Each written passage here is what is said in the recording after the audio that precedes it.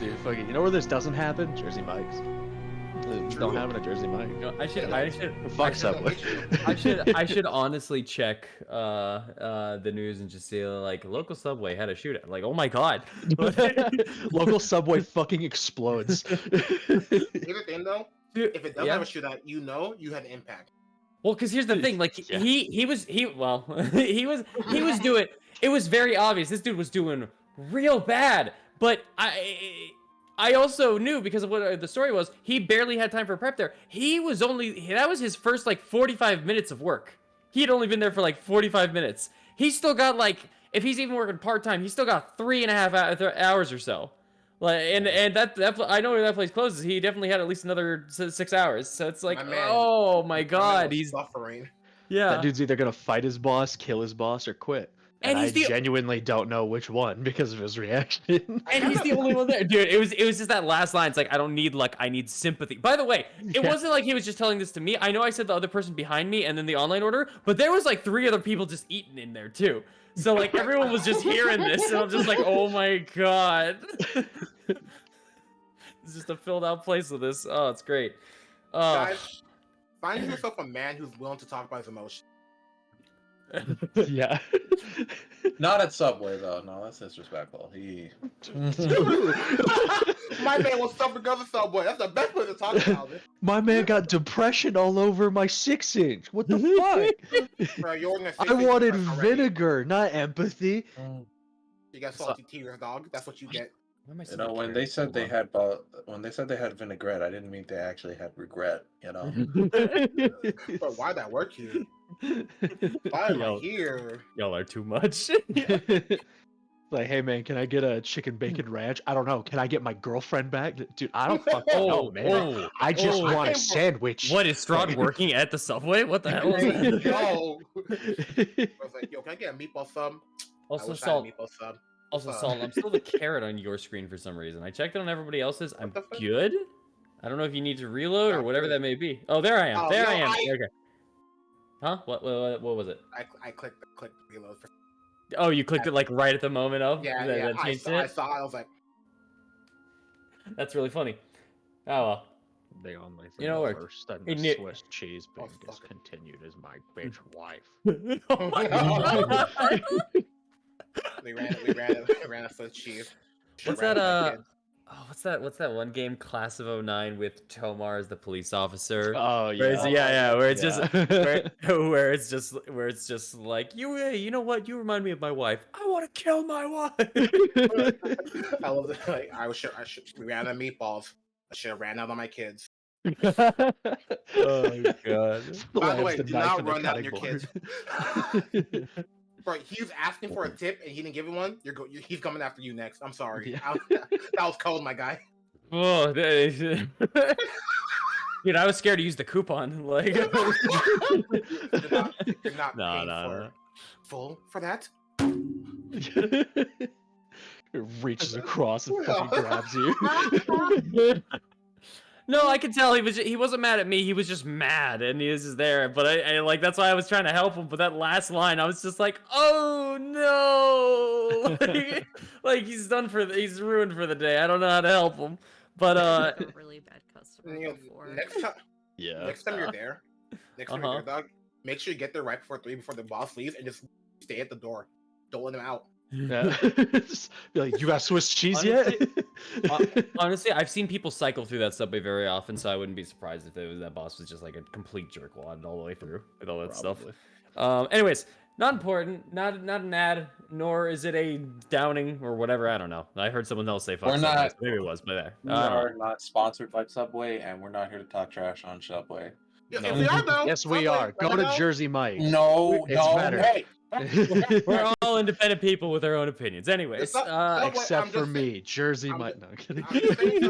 I'll eat a sandwich too. Lose some weight. We won't have another situation. Hey, you get hey, I don't know which situation you're talking about Subway. You know this situation. Oh no. All right, well. Welcome in, everybody. I hope you guys are having a wonderful day and your customer service is on point. And if you are the customer service, I hope you're okay. Well, that being said, well, Bro, we root for you, by the way, customer service. If you work retail or food, honestly, I feel for you. My heart goes out to you. if you work for retail or customer service, I'm sorry. No, Dead ass. Rather be there than Barovia. excuse me.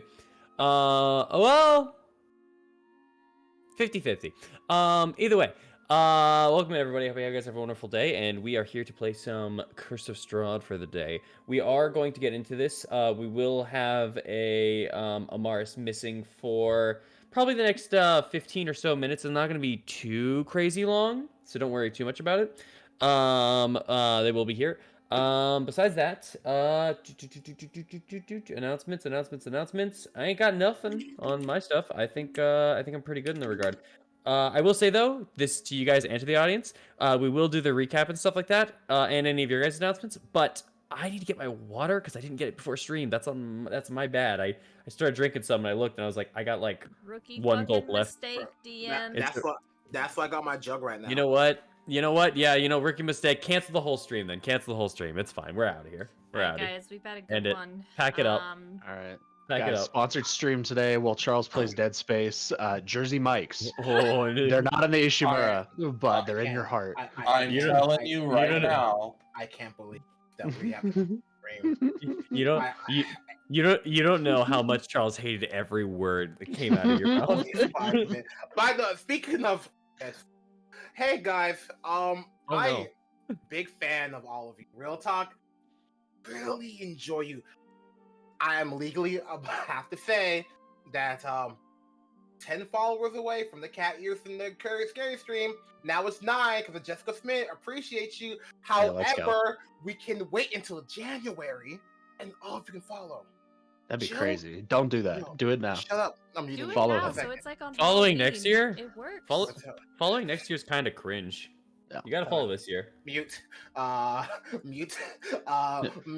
Anyway, like I was saying, Get in the I chat. appreciate all of you. Get in the chat. Get in And the I chat. really want to get there at the beginning of January. Like January 1st, perfect time. If not, I understand completely. Anyway, let's go back to my. You typed something, didn't you? Hey guys, nothing happened in January.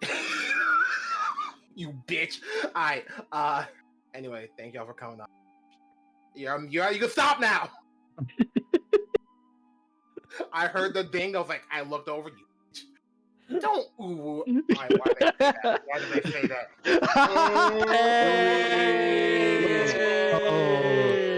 You That got was it, sponsored ladies. by Jersey Well Mike. done, ladies and gentlemen. You We got did it, it. guys. We fucking We got a woo in there. Hell yeah. You gotta.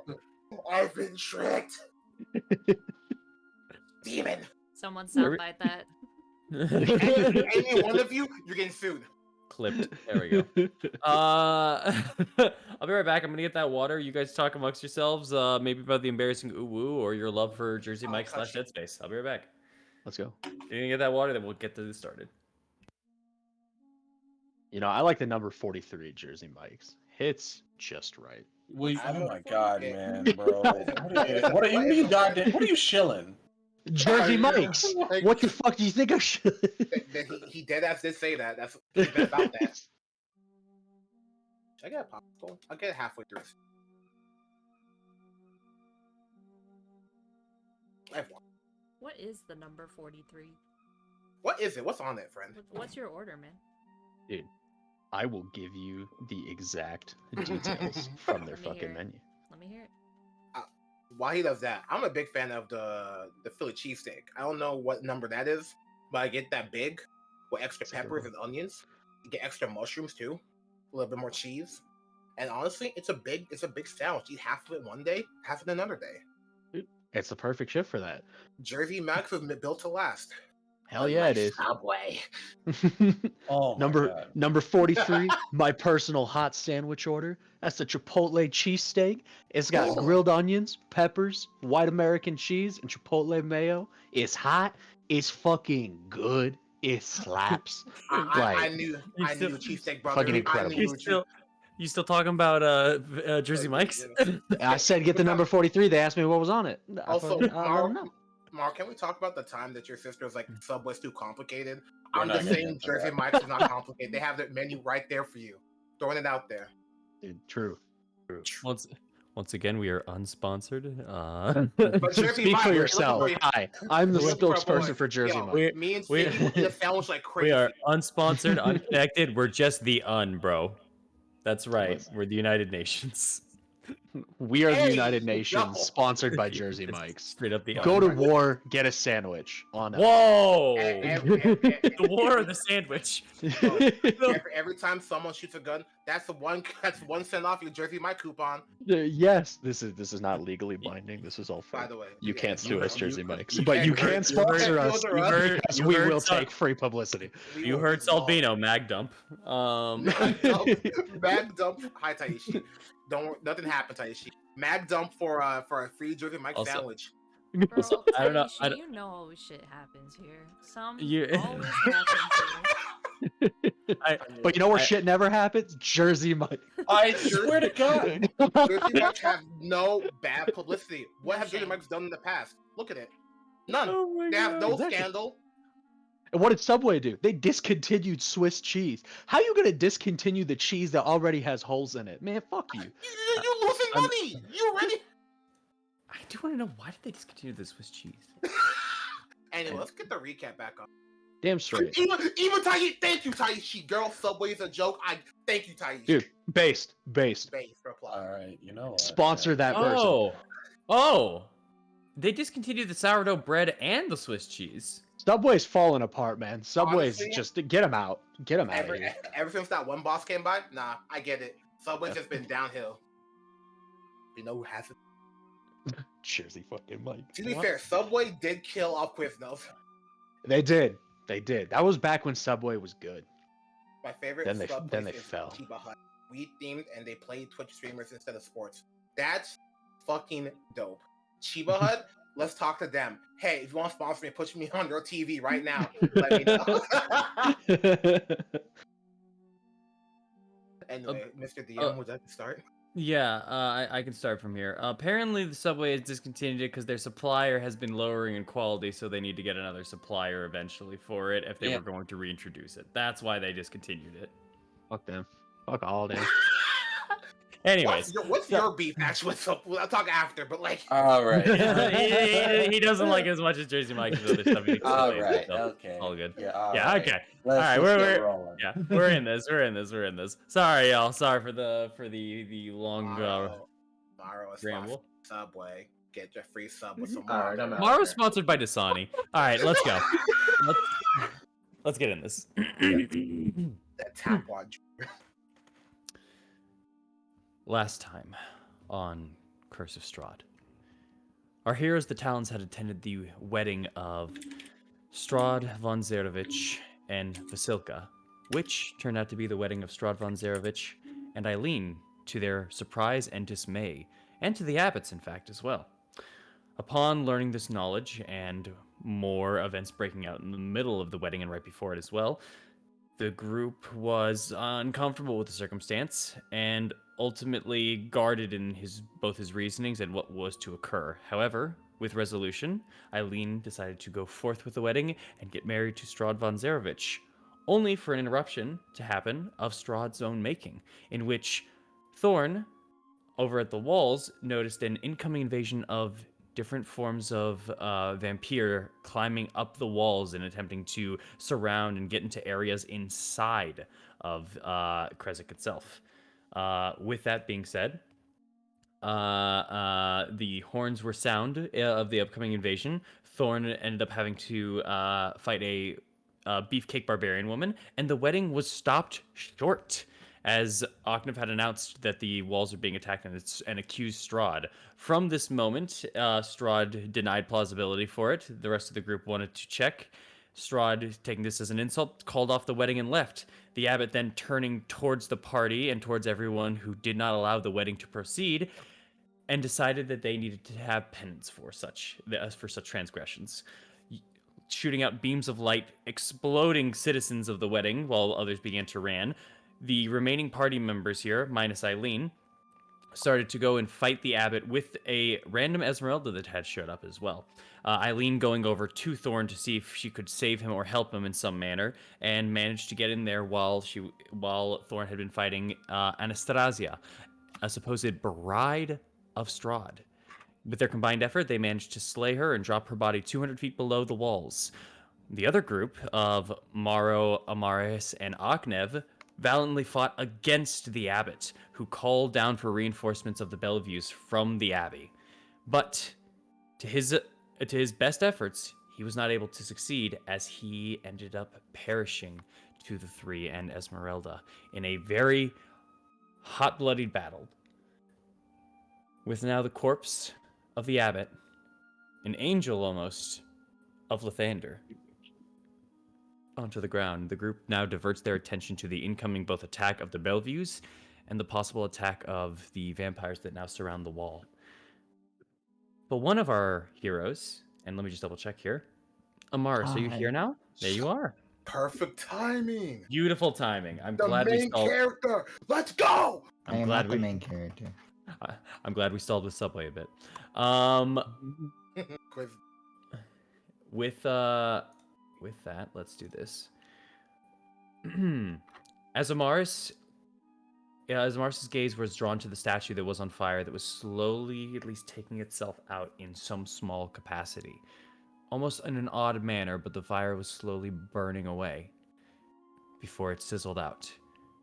Then drawing their attention to the corpse now of the abbot, which draws a slightly golden shimmering blood pouring from its wounds as it lays there. But there's a soft, fading essence. And Amaris, you appear to be drawn to this body. What you are drawn to in particular, though, that is for you to decide. Amaris. Mm-hmm. In front of you lies the abbot. The form of plight that has plagued the residents here of Kresik. The man that seemed to have intended good for all of you. The individual that wanted to free these people, but was misguided and insane in his own mannerisms and ways. The man who threatened you, the man who fought against you moments ago, and the man who thanked you after he died. Whether any of this factors into your decision, his body lies still. A divine gift. Something more than just this mortality. Something more than just this mortal plane. Something higher and up above. And something is calling you. What is it? So, I want to ask before I make which one is calling. What is it? Do I get the sense that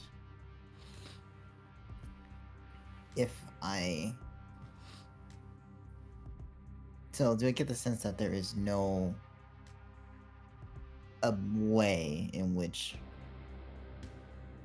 both can be done at the same time?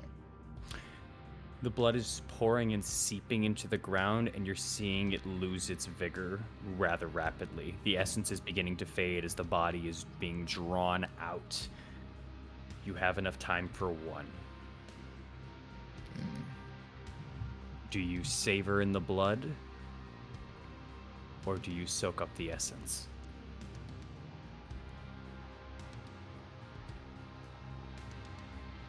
I want to try something, but I don't want to risk it, so I'm just gonna. What do you want to do? I'm down. I'm down for some stuff. It's up to you. So, the spear. Uh-huh. Sucks up blood, right? Uh-huh. Can I use the spear to suck up the blood while using myself to take in the essence? I will say this. In that regard, you would choose the essence, but I like that, and I'll do something about that. That's fun. That is fun. But that essentially would be you choosing the essence in that regard. And there's no way for the, you know what? This isn't a BOGO, sadly. Yeah, but, I know this isn't a BOGO. But like I said, I'll do something for that. But yeah.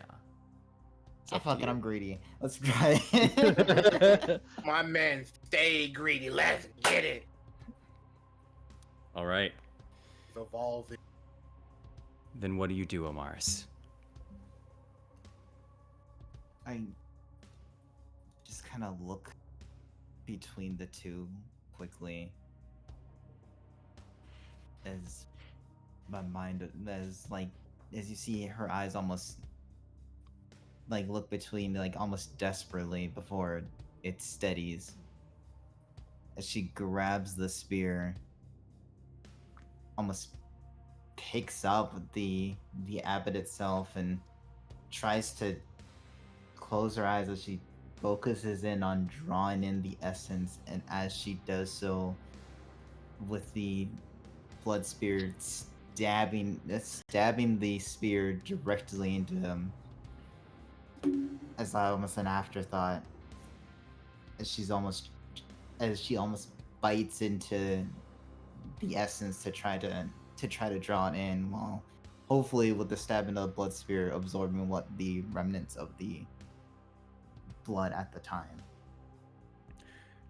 As you put your hands over the abbot after impaling on through that spear, you feel the spear almost swirling in your hand as if it wishes to move and draw onto something, to pull out what is left in there. You even see part of the flesh beginning to deflate as there was blood being removed at a faster rate here. Almost as if it's sucking out muscle and fat and blood at the same time. You put your hands onto the abbot and you hold close and you grab deep into the flesh. Your claws begin to pierce through as you are still in your shifted form. You hold closer in and you end up closing your eyes without even realizing it. You feel a small warmth. You feel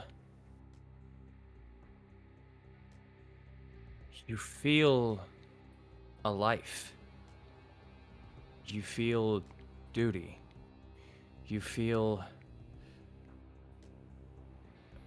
a task. You feel accomplishment. You feel queries, questions. You feel failure. You feel...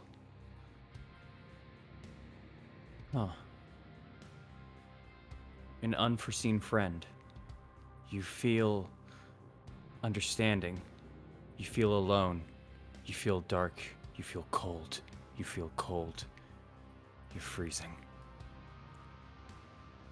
You find purpose.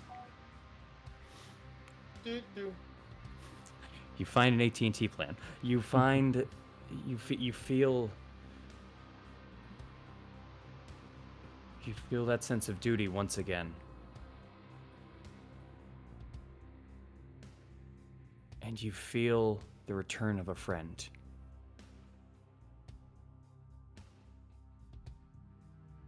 That's the last thing you begin to feel before your arms start to feel warm and almost burn for a moment. You open your eyes back up. Anyone that was looking over at Amaris, as you heard the impaling sound, you now look over at the abbot's body and Amaris themselves. Amaris is full on in holding onto the abdomen sides of the abbot. You see her claws are sunk deep in, and her arms at this point in time are just beginning to have a radiant glow to them for a moment before it starts to go from the arms over to the chest. And from this burn and from this pain, you instinctually reflect backwards and take your arms back. The light begins to curl up from your arms up into your chest, and you take a deep breath. A breath that you've never had before. Such a refilling moment. You have breathed in from gasps of air, of holding your breath, from drowning, from whatever it may be, but you've never had a breath of air so filling like this, and you don't know if you ever will once again.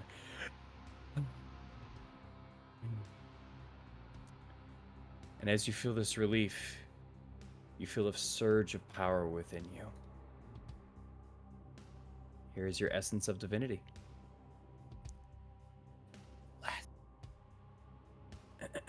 This one just goes to you, Mars. You can share what you wish at the time of. There you go. Oh, there it is.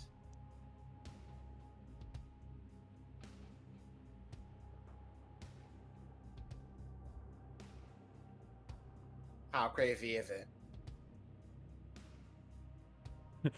It's a paragraph, so it might take a second. Well, he reads Oh, like a that's fifth grade wild. level. There you go. There you go. So how Oh, that is crazy is it? fucking wild. Like, what we talking about? That shit's spicy. It comes with a cost, but you know.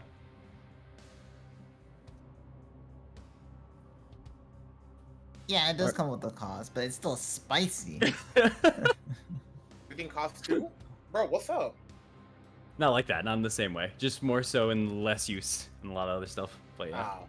Oh boy. Yeah. It's no overall benefit, just like, god damn. Oh yeah, no, yeah. You've gained the ability that the abbot had for his stuff. She can shoot lasers from her back? You're the No.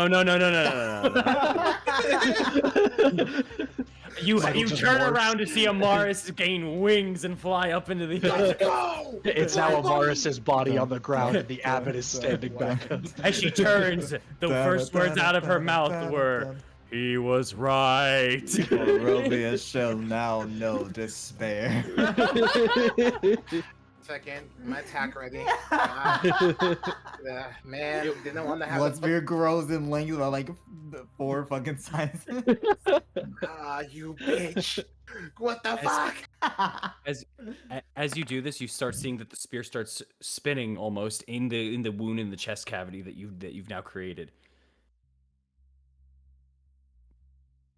I just kind of grab onto it and pull in, kind of stick it in further for good measure and see if it does anything different. Bro said double tap. You hold onto it, and it's almost hard to actually suddenly get a grasp onto it. You feel a large set of weight that takes a lot of your strength to actually end up pulling and moving it around in the first place before you shove it in a little further in, almost as if you're stabbing further into an animal that's trying to wiggle out before you deal the killing blow. And as you do so, you then pull it out. And although much of the spear seems to almost remain the same and intact, you look at the end of the spear, and you see almost a perfect spherical shape of gold-tinted blood swirling rapidly at the point of the spear. You feel a slight hum to it as it just keeps circling at the beginning of the blade.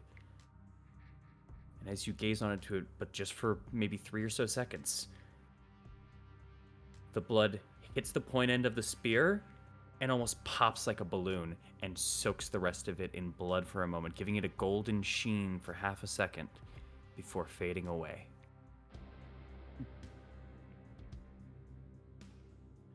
Boy got a double buff. Your blood spear now gains an extra ability. Once a day, when making an attack with the weapon, you are able to pop the blood of the abbot with your blood spear. I'm gonna see if I have to balance this later because this is kind of coming up on the fly, but I kind of like the idea. It adds an additional 3d8 radiant damage on the one-time hit onto the blood spear. Oh my god. 3d8 Oh. once per day. That's not bad. That's not bad at all. It's a once per day pop on that one. It's the blood of the divine. I might add a limit to it, like as in like As in, like, you can only do it like 10 times or something like that. I don't know yet. We'll see. This is, once again, this is a last thing. Add it in, just in case I forget. I'll do that later. But yeah, I liked the idea of the blood spear. I didn't think about that, and I was like, woo, that's fun. That's a... No, you gotta give it to Mike. Oh yeah, no, that's what I just did. I know. I'm fine. He's a box kind of guy, so when he does it, he's popping. I was holding on to that shit for a week. I'm like, man, I really want. Wait a minute. My man's like, I want both of them. Like, yes. Why have one when I can have two? Okay. But yeah, no, you have that. As some people, I will say, as some of you guys were looking at that, at least distracted by that for a moment, over onto the side, Esmeralda, Sophella, Dimitri, and Anna are all kind of coming back over towards Maro and Aknev while she's kind of in the back there for a moment. But Amaris, you can join in during any time of this. Yeah, just kind of stand back up, just calmly walk back towards the rest of the group. Mm-hmm. You all, as Dimitri starts saying, you all did it. You just took him out. Focus on that later. Right. So, yeah, they're coming down. Where can y'all go? Who's coming down? He said the Bellevues. What? They're like little freak monsters, I think. Yeah. Oh, like those ones, as he points over to the bodies of Otto and Siegfried over in the... More loud, more ravenous. Can y'all hide? Reminds me, they are still alive, so... Yes, they are. And Vasilka ran off somewhere. They act like animals, so maybe get somewhere where a lot of you look big, make loud noises, something to keep them away from... Let me... As Esmeralda chimes in. And you're saying as well, the attack outside. Strahd, do you know that for sure? Okay, well, shit. As she says that and just starts kind of looking around, she looks over to Dimitri and Anna, and they just both kind of nod over at her. Don't know who you are, but yes, if it is the vampires, then what we want to do is we want to get everybody inside as quick as they can. How loud was not the horn or what? How loud was the abbot when he said Bellevue? His voice kind of boomed. And the bell just rang about like 13, 14 seconds ago, 20 seconds ago or so. Which, you know what the bell means. Yes, but do I know if ringing the bell again will stop it or get them to calm down? You have no idea. I have no. You haven't asked anything about that. 1 second. I'm gonna go over to a fucker over here. Otto, right? Otto? Mm-hmm. Yeah, chains around his neck. I'm gonna use healing word real quick. Okay. Chains around his neck? Oh, you wrap your chains of Vecna. Got it. Yeah. Yep. All right. Can I put my foot into his stomach?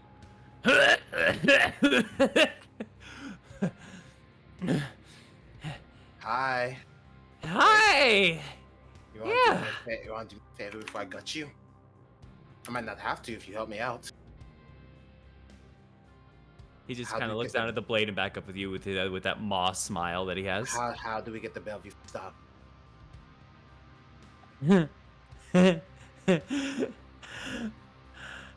I don't know. They're all untamed, unlike me. I press down for harder. Come on. I'm telling you the truth. I'm the smartest one there. All of those people are idiots. I kind of point head towards the ab.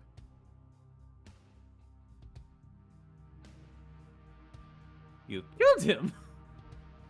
Yeah. You killed the abbot. Yeah. Oh. What's going to feed me now? Yeah. Here's the deal. I don't kill you. I help you get food if you help me stop the Bellevue. Got any plans? Any idea? You are the smartest one, aren't you? I am the smartest one, but they are all untamed. They're uncivilized. They don't think as well. Fine. I'll rack my brain around. Wait, what's food? I drop jerky to his And you just drop it. It just immediately opens up and crunches down. Oh, that's good. Let's see. What can I think? What can I think? What can I think? Come on, Natos. Use that smart brain. Are they scared of loud noises? It depends. It depends. Some are more angrier than the others. Some are more docile. Some can If they- fly. Might have some problems with those. If they see the abbots, will they calm down? The abbot dead? That's not the point I'm asking. If The they see the abbots, will they back down? They are very afraid of the abbots, so maybe. But he's dead now, and he called an attack, so it's not really gonna work much. Don't worry about it. Let go of the chain, I'll figure it out. Tomorrow. All of you. Can you get the people round up somewhere? You know, make sure they Leave don't that- get killed. I'll leave that to Sofella and you as well, right? As she looks over to Dimitri. I have to get the soldiers in orders if we are going to do anything about the Velviews to protect everyone. Everyone else needs to get inside of the buildings. Anna, could you? As Anna just starts moving past him. I'll be on it. I'm going over and checking to make sure everyone's out of the village and in their homes. As she starts going through, Sofella guess I'm coming. Hold on. As she follows in through with Anna. Go ahead. Mar, you want to go help with the walls? I don't know what Thorn is or. There's Mark.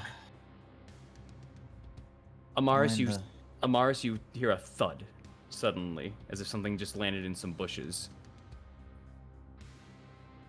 Pull out the spear again and look towards the bushes. They're in the north. They seem to be across the pond where you're at. Just gonna. There's a mass amount of bushes and trees just as you heard a thud. Oh no. You don't see something currently. Again. Just like No, that... I'm gonna go check that out. I'm just gonna go run over to those bushes.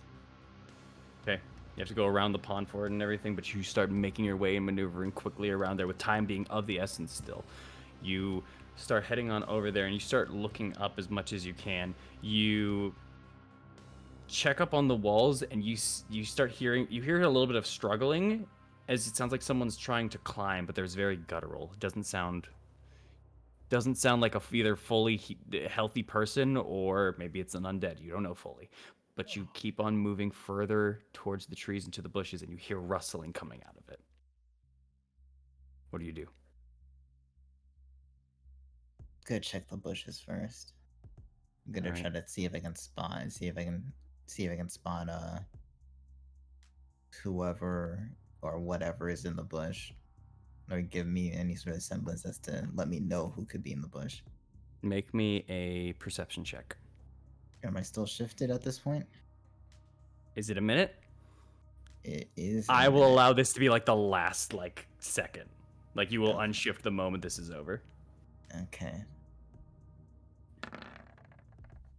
Me 19. You hear the sounds a little bit of someone kind of gasping almost for air, kind of like gurgling as if they're choking on something. And through the thickness, you can see that there's something now at least walking. And it sounds ever so familiar, but you can't pinpoint it. Gotta stand by the bush and then point my spear towards whatever's walking. As you stand ready, the bush begins to rustle. Part of the tree branches break as something is very almost clumsily moving forward. Before in front of you stands a decently tall but very pale and bleeding from most of their orifices Ismark, as you hear My boy, what? blood's coming out of his nose, of his mouth, and you see some of his eye stalks. You can immediately, with your perception, see neck bites over onto his left side. And you could see definitely some small cuts here and there all over him. He doesn't seem to be gravely wounded by injuries, but he is not looking the best. Which means if he didn't emerge from the bush, right? He emerged from the He did. Oh, sorry. Yeah, he did. He emerged from the bushes and through the tree line. There's like a lot of trees that cover that area. So you heard Okay. you thought you heard a thud through some stuff and into like some like bush rustles, like with a small thud into it, and then you now see him just like nearly coughing out a lung. I guess he's just kind of looking at you with very, I'll say he has a pained expression and a very exhausted expression, but at the very least, the moment he kind of spots you, there's at least some hey, mixed in there. Although he doesn't say that, he's still just kind of coughing out a bit. Oh, you. She just runs over to him.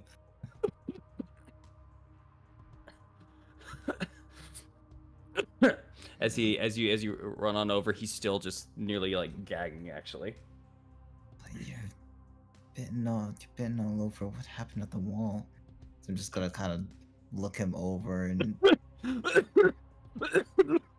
he doesn't stop coughing, or as you see, some of the blood is starting to pool a bit more. I want to start with one thing first. I'm not sure if this will work for it. You good over there? You guys can now see at this point in time across the lake that you do see at least someone's coughing, and you can tell by his hair. It's his mark across the pond with the Maris. But he's coughing up a storm over there. Earth? I don't actually. Fuck it. Do I have her? I should have her prepared, right? Yeah, I do have her removed first. He takes one of his hands and he kind of holds it like to where kind of his neck is, as if he's just squeezing his neck. Yeah, I'm gonna. Fuck it. It's my last third level, but I'm gonna use it. I'm gonna use remove curse and try to see if there's any. Well, remove any curses that are afflicting him, if there is any. You touch him to remove his curse, and you grab onto his shoulder, feeling the energy expend into him, and then you let go of him. And as he does this, you do realize there was no effect as he goes down to his knees for a moment, puts his hands on the floor, and starts throwing up. Okay. Alright, well, at least that's good. At least that's good. At least I'm gonna try to go for it. I'm gonna go for a Tomorrow, you want to go help him? lesser res. Lesser restoration. Tomorrow. Okay. Maro's not here. Tomorrow's not here. Fuck, your son's in danger, feel- Morrow. You feel she's got him. As you begin to move for your less restoration and pass it on to him, you know the ability is you're able to relieve a condition of either disease, blind, poison, paralysis, deafness, or whatever it may be. You can move one, though. You feel 2 points of poison in this man. 2 separate instances of poison. Oh, you fucking kidding me? I'll remove the first instance of poison that I find. You feel something attacking you feel 2 instances. You feel something just kind of attacking the body, and then you feel something attacking specifically the lungs. Okay, then lungs first, then body. Big fair. As you begin to go towards his neck, there's a moment where he almost withdraws as he doesn't want his neck touched for half a second before he spits out the rest of the bile, and you feel the poison beginning to work its way out of the body through your healing touch. Thank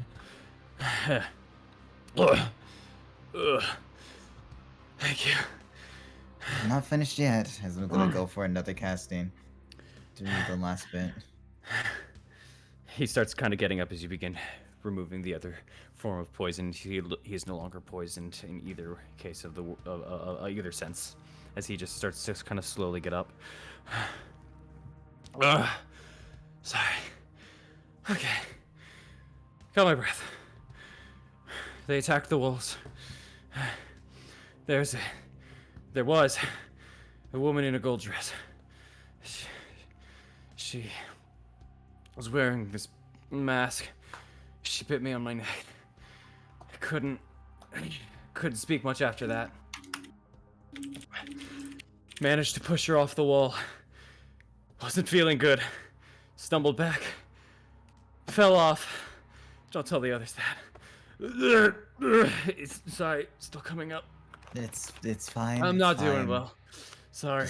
It's Yeah. you're As fine. as you're just looking at him, you can make a medicine check on him. The blood has finally stopped pooling down and is finally starting to slow down the trickle into the eyes, the nose, the mouth, but his story is starting to come up. It seems as though he was poisoned multiple times by this woman. By this just woman apparently in some goldish gown, some dress of sorts. I can fight her.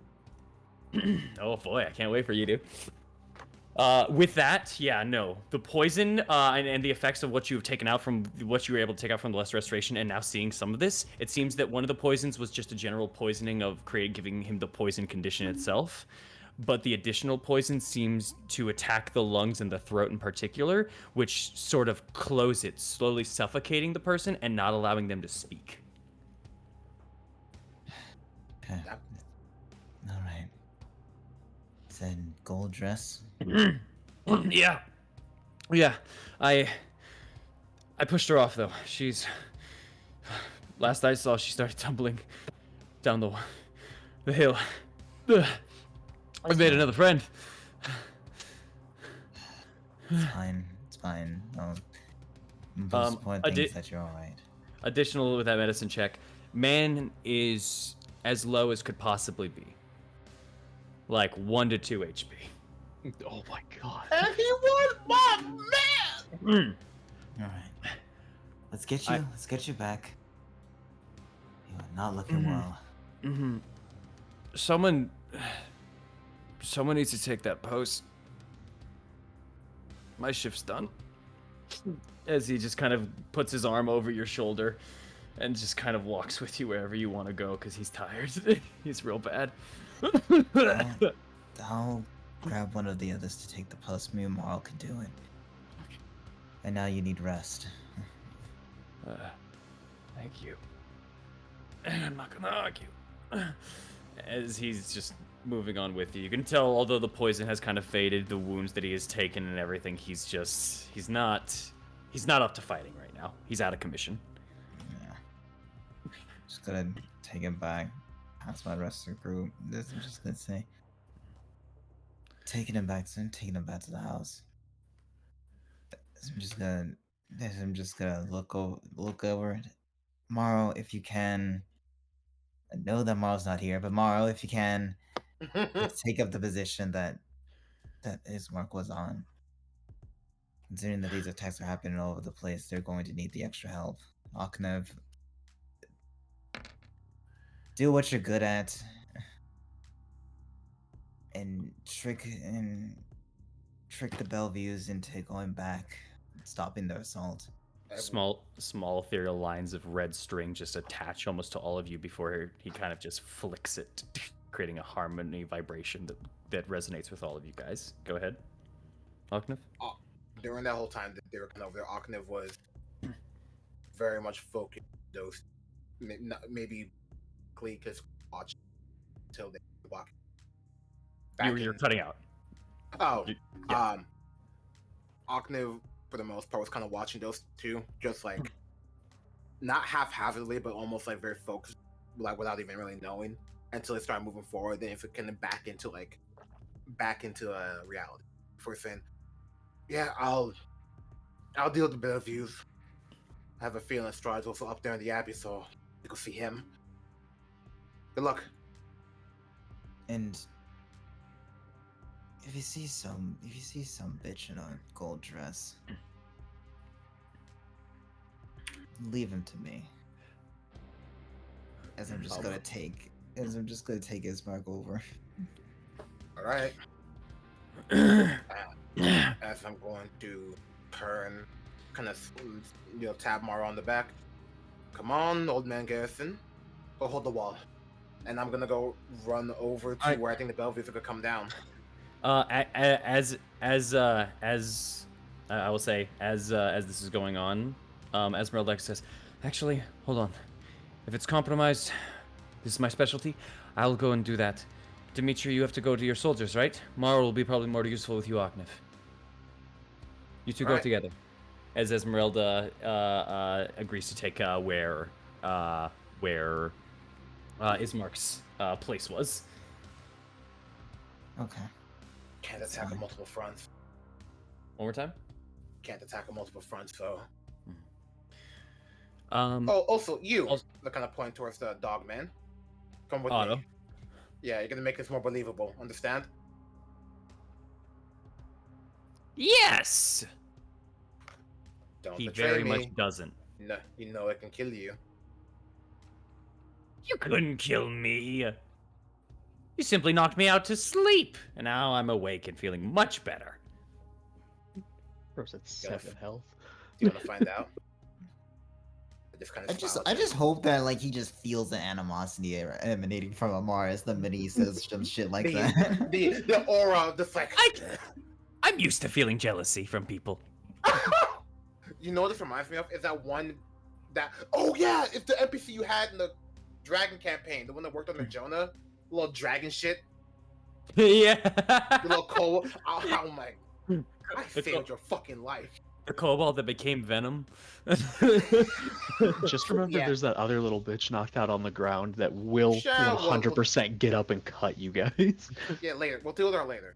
I'm going to go see where I can find the Bellevue in the biggest where I can get the most like view of them before I do my thing. You know that the Bellevues are in the Abbey of St. Markovia. The bell has just rung, so you know at the very least, whatever their plan of attack is, they have to head down. You do know some can fly, but you don't know how much that is, and you know there's really one way down from the Abbey. Yeah, I'm just trying to find the right course. So I'm just gonna start going up the Abbey. Okay. Are you trying to climb this area here, or are you going around? Which is faster? You've got to climb about 100 or so feet from here. I'm going with Mara, So, right? so it's a vertical. not- So it's gonna be a vertical climb nearly. If you can climb 100 feet real fast somehow, then that way's obviously faster. If you can't, the way around is better. Mara, I apologize, but come on. I turned Mara into a giant owl. All right, fair enough. As you go on over to the back of Mara, you two can easily start taking off towards the upper end. Wait, what about me? As Otto just kind of mentions. I grab him by the chain, like under the foot, and just kind of drag him under. Whoa! As you kind of take off, Otto's now just kind of soaring through the back. It's like, I've learned how to fly! As he's just going on through and going on up the way up here with you guys. As that's Morph happening, will never forgive me. as that's happening, Amaris, you are kind of moving Ismark. Dimitri goes, come on, take him to the safe house. Get inside. The vampires cannot get him if he's inside. Come on. As he's going to guide you over to apparently a safe house, or at least an area to get Ismark somewhere safe. Mm-hmm. While that is going on, So I just realized you healed Ismark, right? Darkness? Yes, I would Yeah. kill Isma. He has more health than I do. well, You know what? Well, he healed all of you guys. Yeah, I that was all thought. of you guys. That was all of you guys. Oh, that's all yeah. of us. Oh, Yeah, never that's Yeah, 20. yeah, That was yeah. 23 health to all of you guys. Was it? All of you. Yeah, it was 20. It's Yeah, healing that is a word. healing word. Yeah, mass healing word. Mass healing word. Oh, okay, Yeah. okay. That's Yeah. completely different. All right. I was like, Jesus Christ, what the fuck happened to you? It's like, that's more health than me. It's like, what happened in 3 seconds, dude? Yeah. No, Are you not healing, bleeding mass- the entire mass- time? mass- Amaris mass started healing word. drinking the poison as it No, left Ismark's body. I It turns thought out- that he did like a single target like heal. No, That's all I'm you like, know, oh. It turns out I'm allergic to Abbott blood. I thought the Crimson Tether was enough of a reason, but I guess not. My man, don't pay attention. Bro, that's why I like the original description of things or whatever, not the point. My man, don't pay attention. And let's go. With that being done, you all leave the pond in your own separate ways to get Ismark to safety, to regroup with the soldiers, to watch hold of the tower, or to go over to try to stop the Bellevues. But on the southern end of the village of Kresik, you guys are. Eileen and Thorn are running now through the walls to try to see if they can at least get to Ismark or to see what's going on more and more with the walls. As you guys are running through, I will say you guys can make a perception check. You guys would be at this point about here. Okay. Okay. Yeah. I gotta ask, is Vash's body just like laying here, or did it get like chucked off the wall? Vasha's head was back there. If you're looking for her body, it is slumped over where you guys have just kind of run to and turned to. Aw, Her head is completely cut off, and you currently can see that right above where she is at, there's a deep engraving into the stone, maybe marked in about a foot deep of an axe wound easily. Oh, that perception check. Jesus. Good Don't God. worry, Must be better than Don't me. got. Oh. 11. That's- It just that- no, rolled that was over better. that net 20. That's It three. was That's three. better. That's two more. That's two more. That's 9. Yeah, as you guys can still, as you're just rushing through, as the blood is kind of pumping from you guys, as for what you just did, and as you are just full on focused in the area in front of you and trying to watch on in, you both see at this point in time there seems to be a soldier currently with a spear in front of you both that is currently holding back a half seared off of flesh of what seems to be a vampire spawn, as he's just kind of like as he's still holding it up onto the wall from the side here. Is there any more holy water around? Just curious. Like any that wasn't thrown. You do see an additional pot, yes. Can I grab it and try to chuck it at the thing as we're running towards it? Go for it. I'll do it. Fuck yeah. As you run up, you grab over to it, make me an attack roll as you just chuck this pot of possible holy water at it. All right. Do you want me to just roll a fucking An attack roll strength, yes. Okay. Yeah, this isn't a dex weapon. Yeah. This is a jug, bro. Yeah. You I'll have just additional roll the yeah. saving throw for it then. You have additional stuff with Tavern Brawler. Yeah. 25. 25 and okay, that's the roll for the pot. As you chuck it, it just immediately hits under the back, and they reel backwards. Shoulders go kind of cave in, and their arms just kind of reach out. As they start melting and burning, the one that's just kind of the guard that was kind of freaking out for a moment, holding their spear just against this thing, kind of takes a pause, a surprise for a second, looks over at both of you, and then looks back at it, and with that kind of still hold, with the spear that was kind of flat end, he turns it, takes to the pointed end, and let's see. Oh, come on. Get With your a- kill. With a 19, Yes. hits him into the chest and runs him through over the side of the wall. Let's go. Yeah, It's NPC. almost back down. Oh, thank you. Yeah. You guys immediately just run past, or you could stop, either or. But you would otherwise would run past him, as it seems that this holy water idea has been a decent success so far going through. Let's fucking go. You guys start heading more and more further into where the main gate is, where you would have to start making your switch and turn around. You pass through a bunker, which kind of covers up at a roof area as you guys are turning. Is there anything you guys are doing or talking about, or are you guys just making headway and booking? You know what?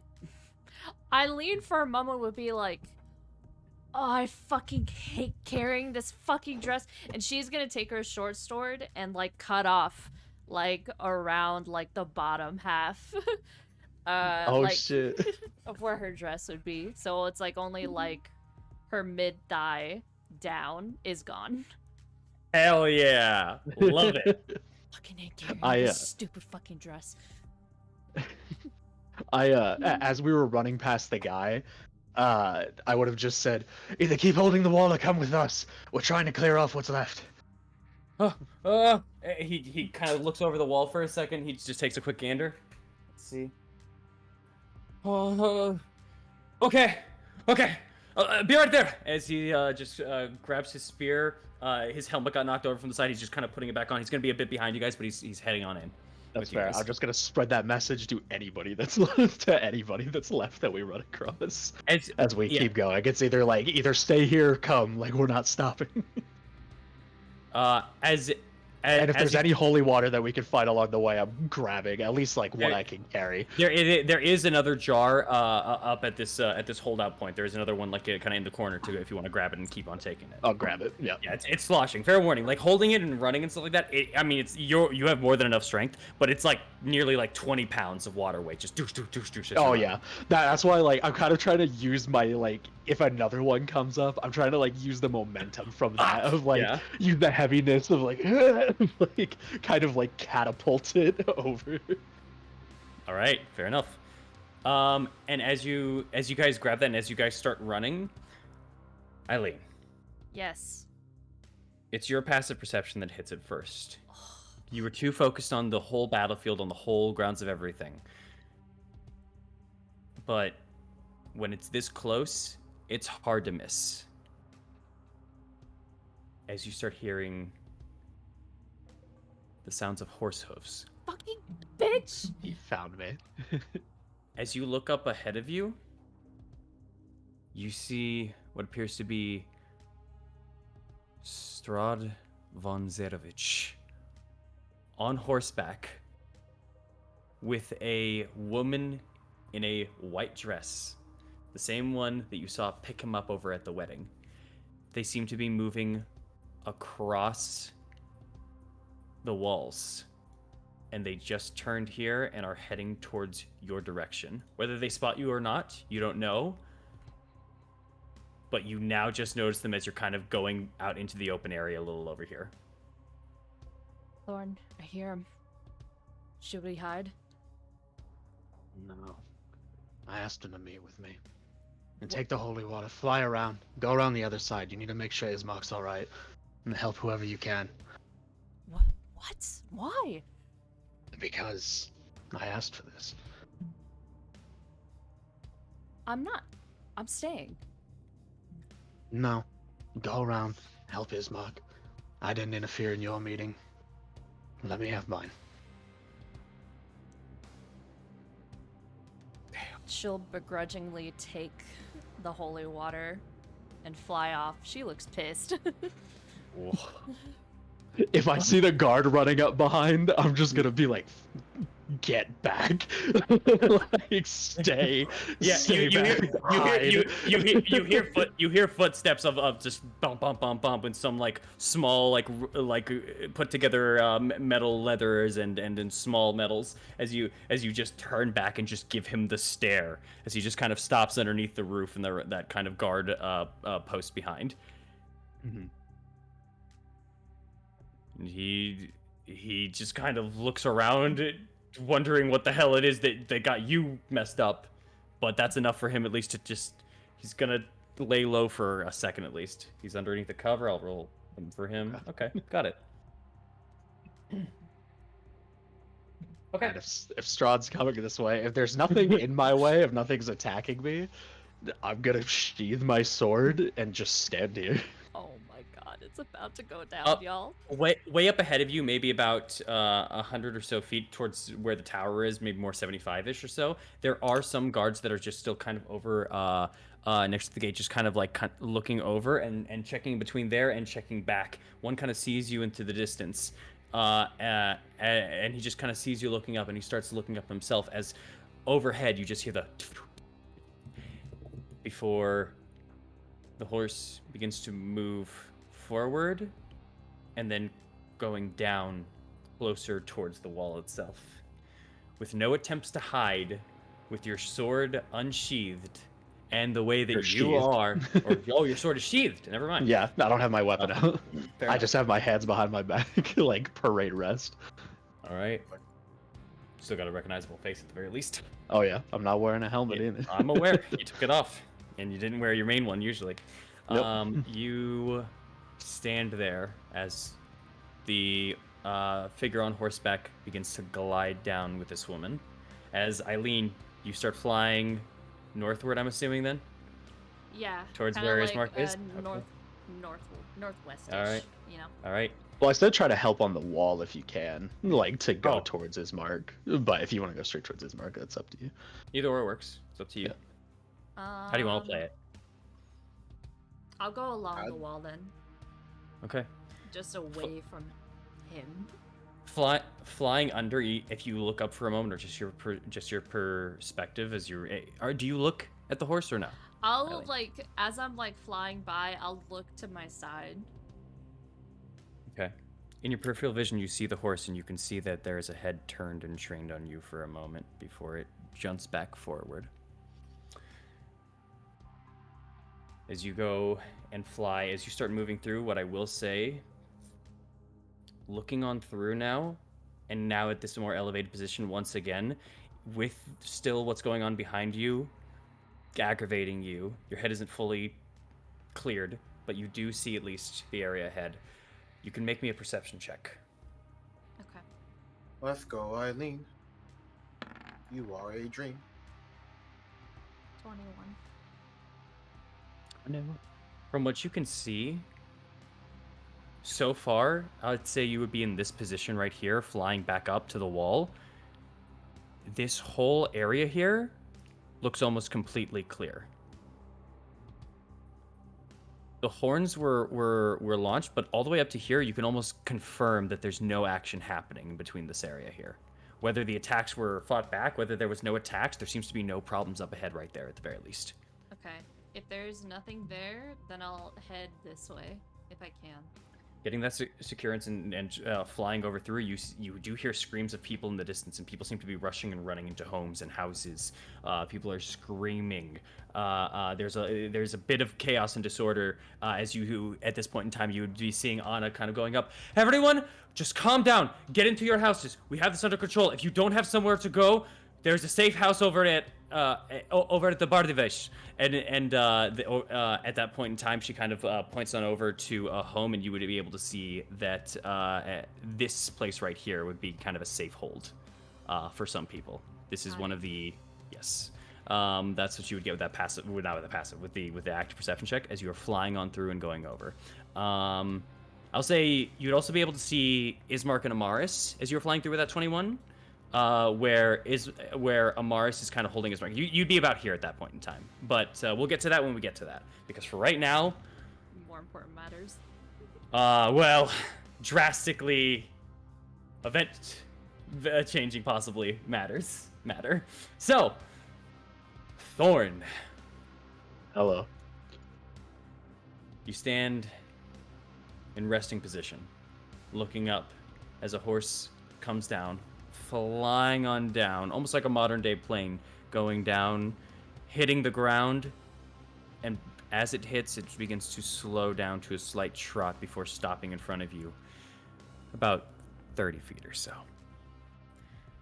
Onto the back end is Strahd, not actually controlling the horse, but instead this other woman, once again, in this white dress with an elegant golden headband that covers up the main part of her hair, and dark brownish purplish dreads kind of go from the back of her hair. This black woman with gaunt kind of features, a very thin frame, but very tall, almost 6'3", 6'4" maybe.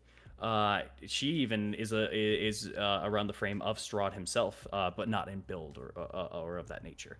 Before Strahd dismounts upon landing down and starts taking steps towards you, slow but prepared steps as he adjusts his suit and moves on forward, looking at you with your cuts and bruises and blood coming out of your mouth from your previous battle with Anastasia. I don't look at him. I turn to the side and I just look out over the town, and I don't move as he walks towards me. Fair enough. But I will not make eye contact. Fair enough.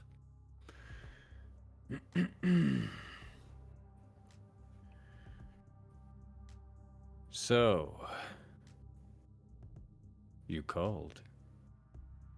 You answered. I did. I take it the I wedding like- didn't go as planned. For them. It's working out for me so far. I don't know. It was a decently predictable strategy you used at the wall. I've already held off a good portion of it. And what's a little bit more?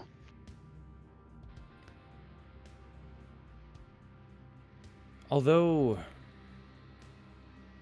Although I see you most of the time as rather hot-headed and incompetent, I do applaud you for managing to predict this.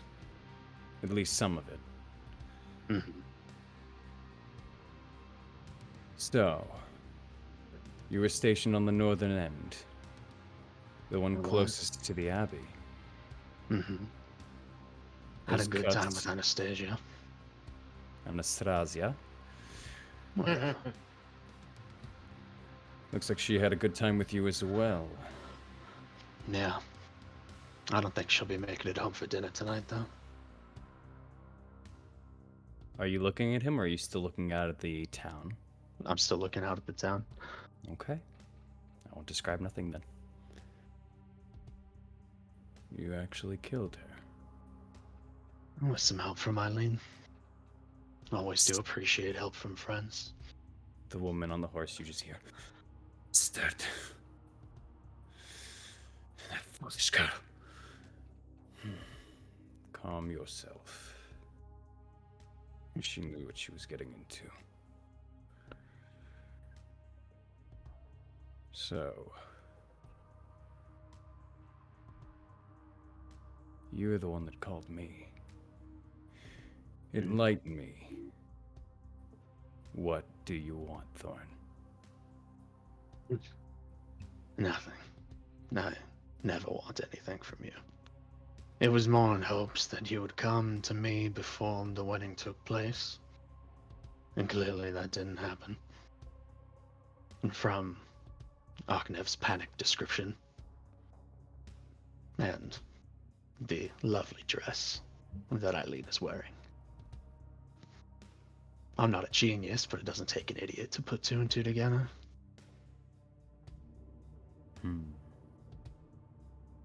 Curious, Strahd. Why? Why Eileen? Is it because of your conversation the other night? Is it because she looks like all your past lovers? Or do you just have a habit of liking to take what's other men's? Because she doesn't get it. Mm. She doesn't understand. You and I, we get each other. We know we're at war. We're not trying to make peace with one another. We know that's just the way that it is. And until one of us falls, that's that. There is no diplomacy. There is no way out of this. It's how it has to be. And hopefully this has taught her that. Are you looking at him, by the way, after what you said and what he said, or no? No, I won't look at him. Okay. It's all words then. It's No, all words. I You're will. good. I will let you know when I look at him. Got it. All good. But, yeah. Understandable. I noticed that in terms of the threats and demands and different things that have occurred while we've been here, I've been the one to take them the most seriously in terms of a war. Everybody else in the group has their skewed ideals and ways that they want to approach a diplomatic solution with you. Not only do I not see it as worth it, it's not something I want either. You and I both want each other dead at this point. It's just a matter of when that battle comes. Keyboard warrior Michael right now. Marv, actually.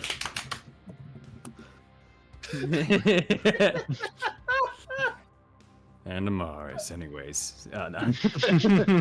Amaris made a deal with him. Thorn never has. Oh, I know.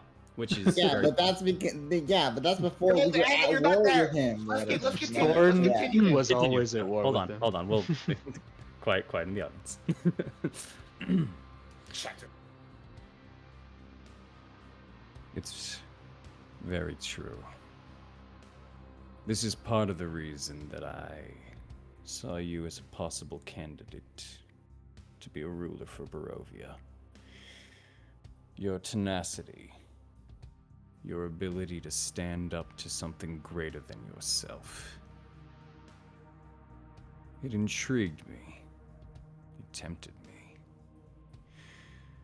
But when I looked deeper, I learned it's nothing more than a temper. And now you bore me in so many more ways than one.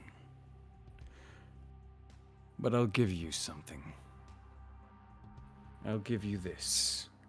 This attempt to stop my plans, this blockade on the wall. And then one more thing after it. But first,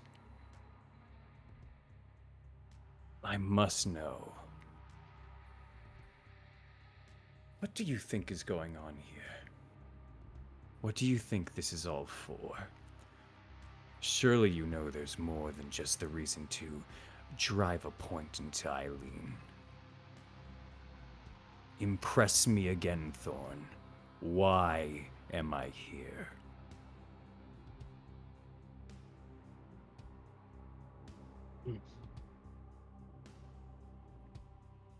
What I know for sure is there's a lot of reasons. Some I don't completely understand, just because I cannot see from your point of view. However, I know the abbot and his misguided zealotry that led to this situation being even possible in the first place. You stoking the flames at the wall, whether people were going to be here or not. Whether you were going to marry Vasilka, Eileen, you could have married a rat from the gutter for all I care. It was never the intention. You wanted to turn the abbot on us. Have him come at us. See how we could hold ourselves. And from the sounds of the city, it sounds like they've held well. For now. But with the bells ringing in the distance, who knows how long that'll continue. Ah, yes, the abbot's mongrel folk. Yes. Seems he called out for dinner.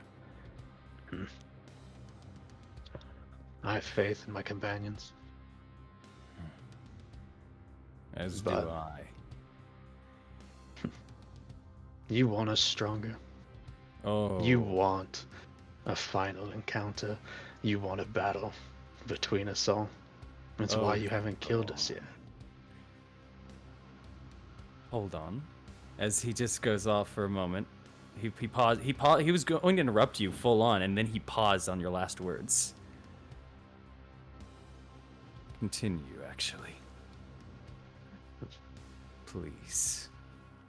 Indulge me. I could be misguided in my thoughts. However, they are mine that I have gathered along the way. Or from the moment we sat down with your Visage at dinner. We talked about the land, rulers, where you have been, what you have done, where you would like to go.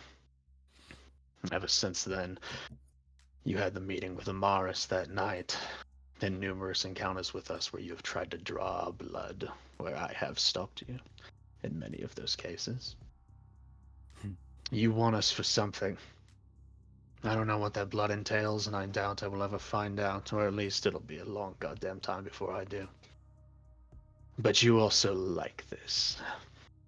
You're a man who's fought in wars before, a man who has had many enemies come against him, rise and fall, from people like us to people like Gavriel, that literally had a dying wish that kept them moving throughout eons to come after you. Yet none of it was fun, because you always win. It just becomes the same drivel over and over and over again of you biting them, throwing them off a castle, drawing your sword. It bores you, but we don't bore you. We have marched along and played your game, occasionally bested you at certain moments, maybe not for certain victory, but moments that have slighted you in a way that makes you despise us, yet also appreciate the fact that not everything is as predictable as you thought it would be. And you crave that final moment when we all come against you and finally show you everything that we've been working towards. Because you're so sure that it'll be futile for us. But at the very least, it'll be fun, won't it?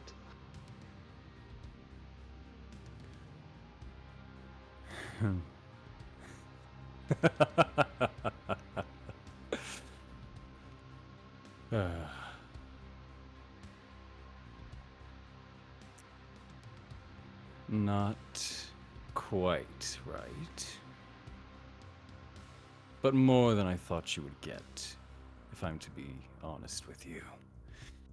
You have some points pinned down. I admit you all are fun and infuriating at the same time. Something about that does itch me for our next encounter. And I crave the moments that we spend together.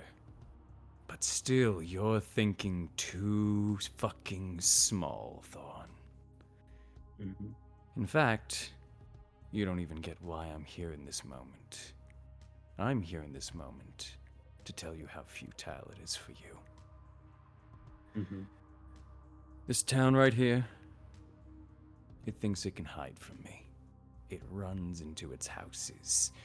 It hides from everything in ways that they believe that they're safe. But a house is nothing more than hay and wood. It is nothing to lightning. This town could be gone by the morning if I so wished it. And now, well, not as much as it could have been. I still have people in this town. I have ways to get in here. I have a force still ready to attack. Delayed, mind you, thanks to your efforts. Mm-hmm. But a problem nonetheless that will slaughter many of these people that you all seem to care about too goddamn much. Unless you're willing to trade that blood of yours. Is that how you put it? That's what it seems like.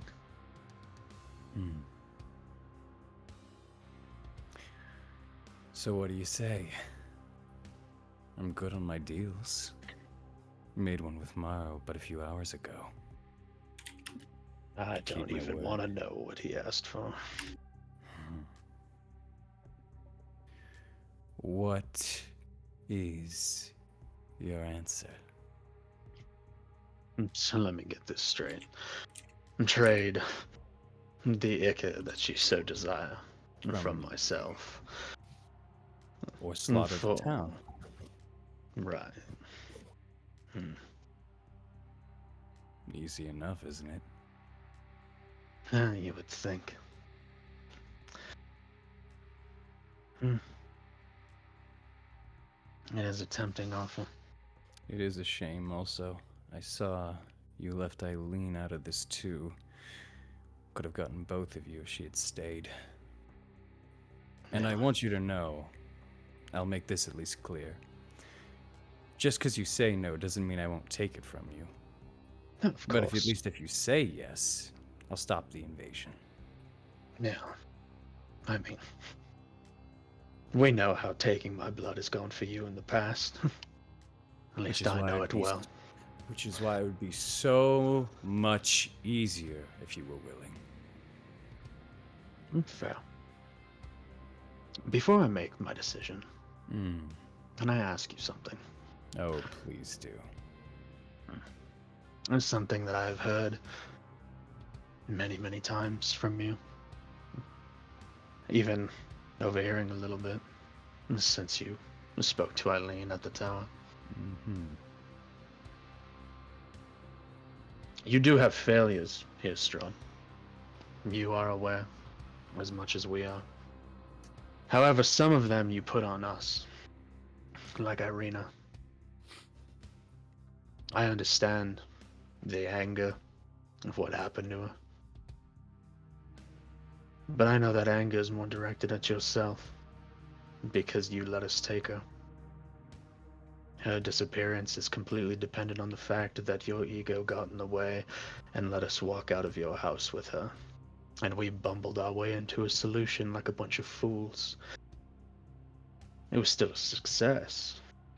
And that pisses you off all the more. Shut your mouth.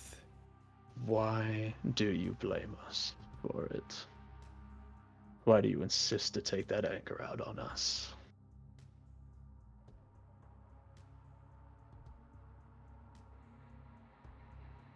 None of it would have happened if it wasn't for you.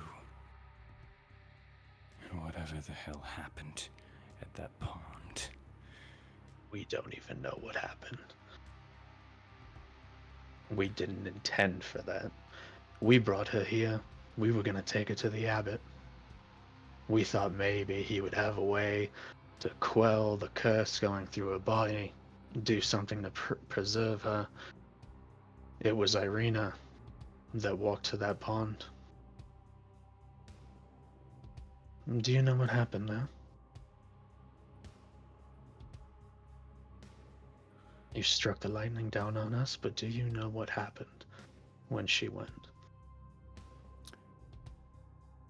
Make a persuasion check with advantage.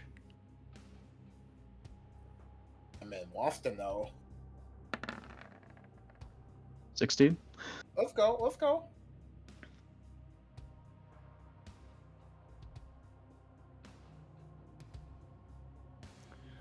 I have an idea. What do you think? I couldn't feel her anymore. But I could feel my brother once again. Sergei. So you do know him. We found out a bit on our travels. Good for you. We don't know how it happened. We've done research. We've looked into ways. Again, it was a mistake. One that worked out in our favor. But Irina suddenly started stumbling her way, mumbling about Sergei, saying different ramblings in a hushed tone. But it was the first time that she moved since we got her out of the castle. So we let her walk. She made her way over to the pond, just for a ghostly figure to appear under the water.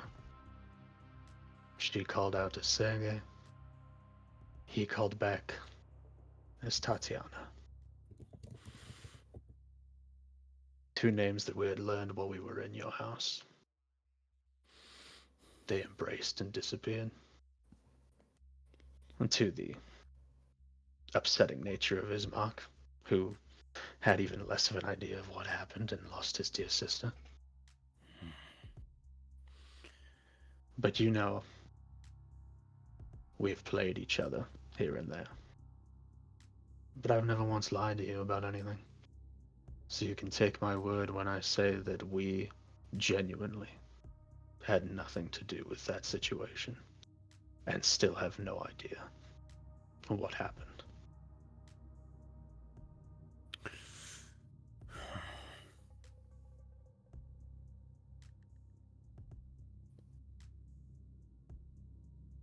I'm done. I want to hear nothing else come out of your mouth besides your answer.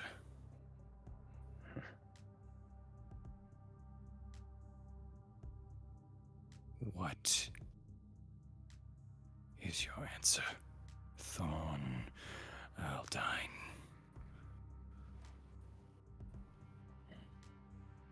You start hearing. No, you start hearing a low. Yeah, sorry. You start hearing.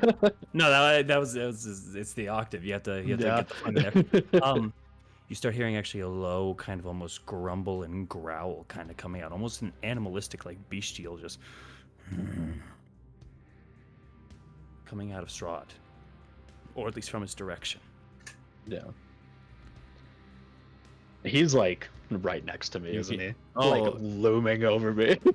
Your passive perception ain't great. You ain't looking. What do you want to check? Well, I mean, I have peripheral vision. Make me a perception check. Okay. I'm gonna like still looking forward to like Just a was quick it from the look. corner? 16. He has definitely approached. He's within about 10 feet of you. But it's hard to tell. It's just somewhere around the 10 foot mark. Thorn will keep looking off for a second at the city as he says that, just kind of nodding when he asks him to give him his answer. And he'll look down and turn back towards Strahd. And he will slowly approach him. You can now see you are looking at Strahd. No, I'm looking down. Oh, I'm sorry, just kind of- down Strahd. Oh, okay, I apologize. Yeah. Alright, fair enough. I'm just kind of looking at the ground in front of me, kind of like, you know how like some monks walk around and they're like, they're not staring at the ground, but it's kind of like a 45-degree angle down, so it's like see his like feet, like legs and everything, but I'm not like looking at his face. Gotcha. I apologize. No.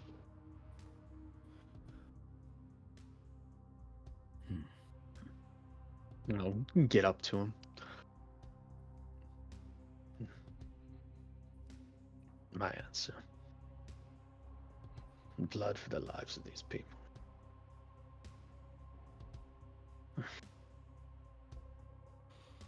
I don't want more people to die today. But I don't know what you want this blood for.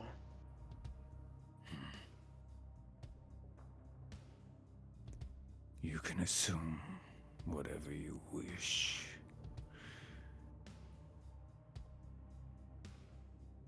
Yeah, I can.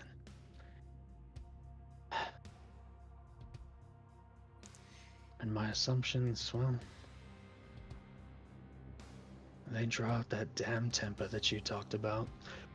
And I'm gonna pull out my dagger and try to go for the plan I told you about. You're going to try to stab Strahd von Zarovich in the eye. Okay. I am. All right. I am going to try to gouge out his eye with my dagger. Let's go! Hey, baby, magical. It's not, Oh, ain't. but I've heard him with non-magical weapons before. This is let's fun. go. Take his eye. This Do is it. very fun. Take his eye away from necklace. God damn, Taishi. I could fail, but I could have fail. to try. However- Roll me a strength attack with the dagger. Go ahead. You got It's it. either you succeed. He's 28. fine. Well, okay. Go to 28. the sauce, I see. 8 does in fact hit. Black cloak dagger. Let's get it. As you pull out a dagger right from the back where your cloak kind of covers, your arm kind of moves forward. You turn to him for the first time as you look towards your source to take the dagger straight into his eyes. And as you look at his eyes, the normal white to kind of red that hits, that's usually at least there. Sometimes there's a purple flash. You've seen that before. But you just see a full-on red set. You see the brow has furrowed. You see the form of this vampiric face take a strange turn. A bestial matter of sorts. It's like you're looking directly at a wolf. Ah. As you pull out your dagger and you go right for the eye socket. You aim a little to the right of the eye on his left side and sink it deep into that socket, past the eyeball and into the head itself as it stabs on in. But please, it is your moment. Describe it. Why don't you? Yeah. Thorn does this and sinks the knife in, just trying to wiggle the edge of the blade to where he knows the connective stock would be for the eye, to slice it and hopefully pull the dagger out while also prying the eyeball out of his head, to where, if it works, he would catch it and crush the eye. But in doing so, he is fuming. The smoke is coming out. You can see the flashes of red in Thorn's eyes from the rage that he so desperately harbors against Strahd as he holds this dagger into his eye and says, "You're never getting any blood from us. I don't care what the fuck your plans are in Barovia or outside of it, but I would sooner let everybody here die than let you out of this prison that you've created for yourself. Damn you, damn your wives, and stay the fuck away from Eileen." And I will rip the dagger and try to pry his eye out. As you pull off the dagger, trying to hit the back of the eye to send it at least flying out forward, you feel a part of the skull that's hardened give and almost crumble to the dagger pole before launching the eye out forward, just about an inch out of its actual socket, and begin to go to where it starts to hang. This red set eye now of this almost crimson orb begins to formulate outside of the actual eyeball itself. As your plan goes into the second phase and you go out to reach out towards the eyeball, make me a wisdom saving throw. Yep, here we go. You gone down a little? No, I do not, because I had to use it against don't worry, her. bro. High roll right now. Oh, God, please! High roll. Nope. It's never the high roll. Your arm begins to lash out forward as your hand is clawing out towards this eye, as everything begins to tense up as you hold forward and try to just reach out to that stalk. But you can't move. You're paralyzed. And you look. Strahd hasn't done anything. But you look behind the woman on the horse. Cast the whole person. That coward. You should buy Eileen there, 2 for 2. As you look out at that eyeball stalk that is right there, unflinching to your attack, Strahd did not flinch, move anything.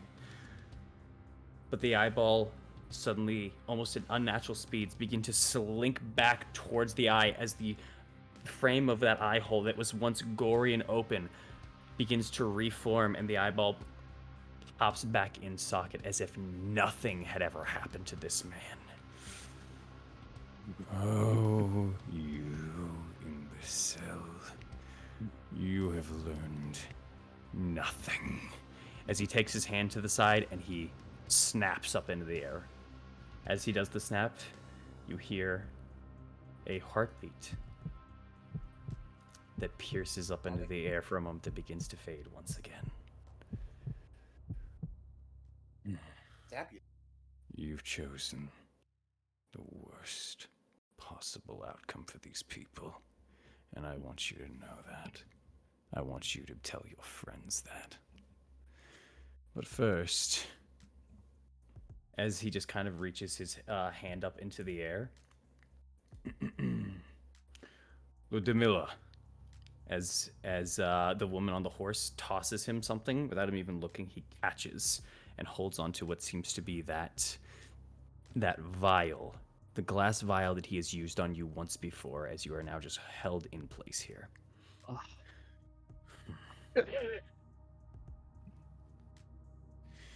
You lost on crying, just like doing I'm aware. everything he can. He's like, he's like if shaking is possible while he's paralyzed, he's like fucking jittering. Oh, you are. You Like- can be. Yeah, you are absolutely jittering trying to fight it. And don't worry, we will have more rolls here.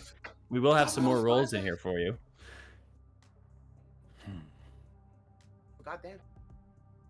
You did this to yourself. As he leans over to you and he begins to bite you on your shoulder. It's going to be an automatic crit if he hits, which doubt he doesn't. Yeah, Please that's a miss. You got high armor, Yeah, though. Roll at that one Does it- to where does a he like 28 hit? seizes. It's a 28 hit. Yeah, Damn, just a little that's bit. poetic. Oh, hey, yeah! Oh my god! That's really funny. As he takes his fangs and begins to bite deeper into your side, you take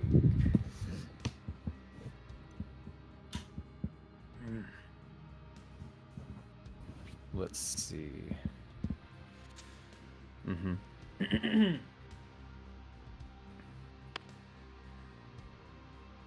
Only 8 points of piercing damage.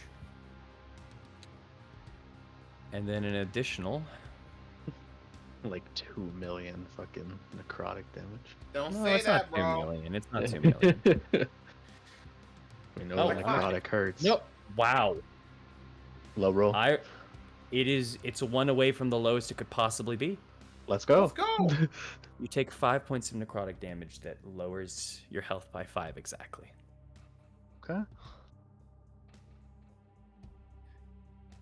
And as he drinks up the blood from your shoulder, He soaks in it for a moment as he reels his head back. Make me another wisdom saving throw, my friend. Please.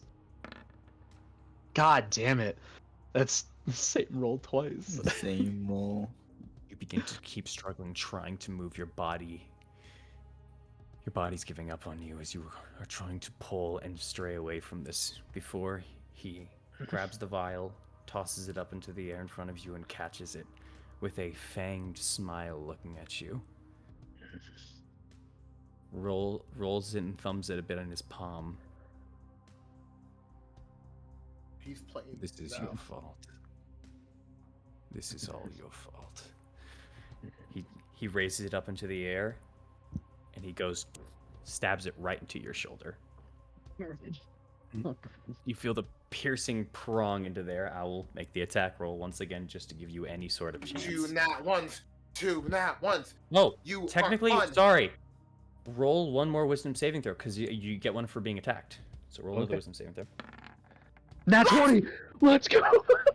Natural 20. Oh. Fair enough. Then this one is not weighed with advantage. As you are trying to get away from it, I'm going to have to just roll regularly and add it in. That is a 12. 20 to hit. Fuck. It's my exact AC. Oh. As you feel it suddenly hit onto your shoulder, you feel that pulse once again. Can I My fir- stab the vial while he's injecting it into me? If I'm free? You technically became free from this.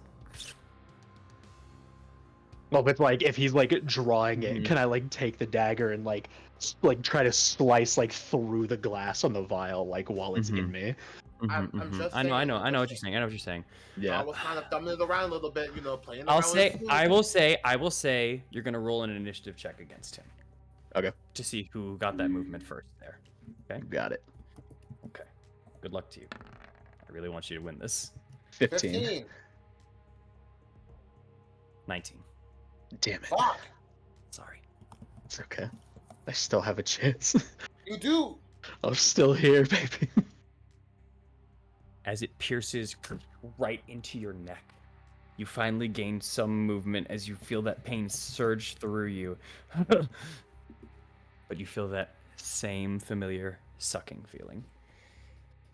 You take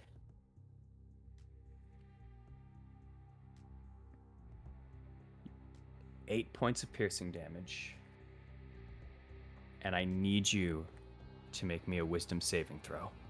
Did she recast this bitch? No, this This is a thing. wisdom saving throw. Remember last time you shouldn't have passed it, but you did? Oh, yeah. Yeah. Well, Pat. Nope. Oh! Finally. All right, What's that mean? Thorn. You feel that Uh-huh. same sucking feeling hit your shoulder and begin to emanate from you as the pools of blood get brought up into the prongs and pulled deeper within you for a moment. And you feel that pulling of that blood, but you're suddenly feeling a lot weaker for a moment. And you feel as if though you're passing out. You don't even feel the pain. You just feel as if you're being drained from this exact moment. And in fact, when it succeeds, you take no damage. But you feel that blood being drained. And I need you to make a con save. I'm good at those. Yes, you 25? are. Yes, you are. 25? Oh. You put your back foot under the ground and stop yourself from falling over. You feel tired, drained, and as you look up, you look at the vial that's filled with some blood, but not fully. You could swear there's something in there. There's some shimmer, there's something to it. Steal your soul? And I tried. And and hit it. as you have blurry vision just kind of looking at it, you hear from inside you, Thorn, something's wrong. As you hear Rose from inside. He stole your soul! Can I try to hit the vial? I would say free now it is enough? now it is your turn. You can attempt to hit the vial, my friend. He Okay. knows Good luck. most of you! Use I- your actual I- sword. I don't think I can pull out my sword in enough time to do that. That's not a rule. I can. Because I Uh, would have to drop the dagger and then draw my sword and then hit it. yeah, The you drop the dagger- dagger. You drop the dagger onto the ground, and you can pull out the sword. Yeah, because the Okay. glass is magical, remember? Yeah, I'll do that then. Come on! That's your Okay. soul in there, guy! Shit! 19. We'll have to 19. hit the vial, so. You have to hit the vial, which is a higher AC than him because he's holding it. Obviously, you're trying to attack something specific. Yeah. That does not hit, my friend. I still got other attacks if we're in initiative order. Come on! In Come that regard, on! so would he for his actions and stuff. But I'll allow sort of a back and forth here for a moment for this. Okay.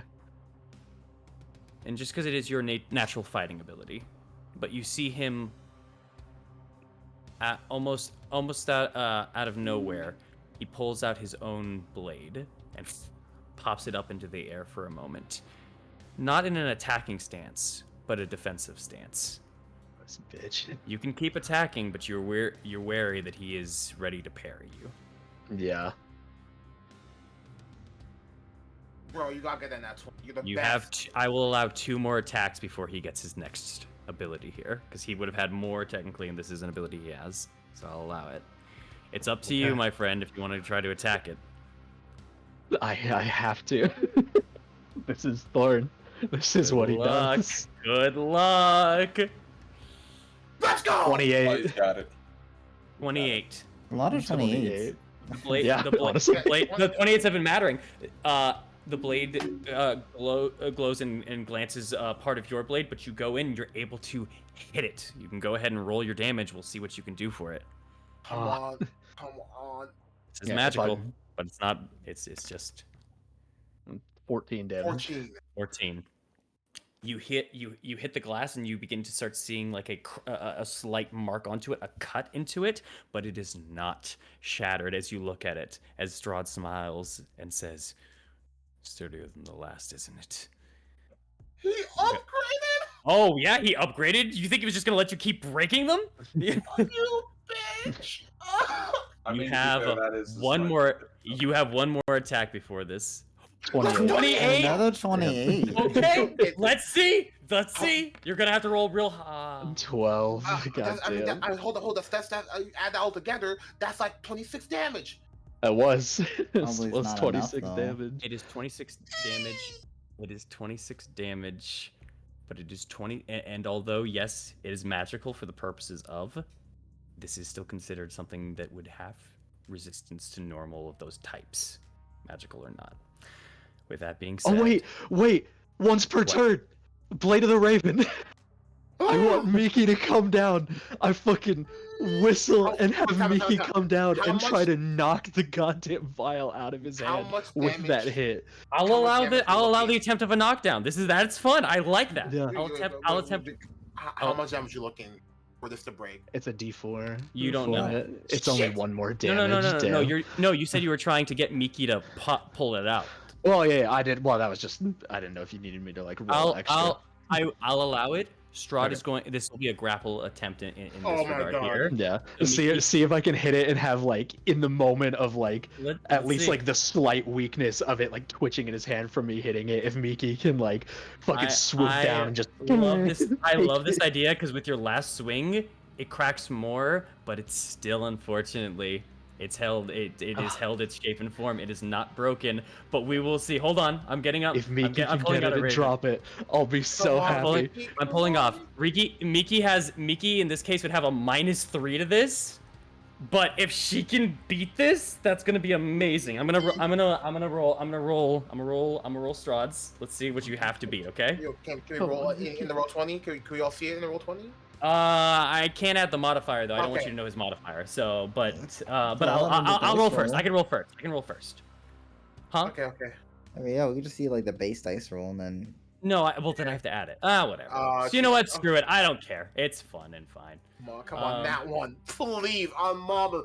Come on, Miki. You gotta pray for an out one. I won't lie. Miki, Miki. you can see that one. Strahd. That was close. Jesus Christ. Oh, you can't win. No, not 20. Oh, yeah, we don't count those. Miki. With the nat 20, I'll see what I can do. Thorn. You're banking on a nat Come on. 20. You're banking on a nat 20. Something. Look me in the eye, man. I'm on my knee. You got this. I'm not 20 up. This is my last kindness to you. No, I know. I'll give you my energy, my boy. Come on. Nat 20, biggest pop-off right now. 20. Roll your shit. Oh, am I rolling it? Yes. Oh, I thought you were rolling it. I was like Miki. waiting in You're rolling for anticipation. Miki. You're rolling for Miki. Yeah. That's your bird. Come on, Okay, roll your nat I'll 20. just roll a d20. Roll I'm about to D20, hop. please. Yes. I'm about to hop. 5% chance. That's my.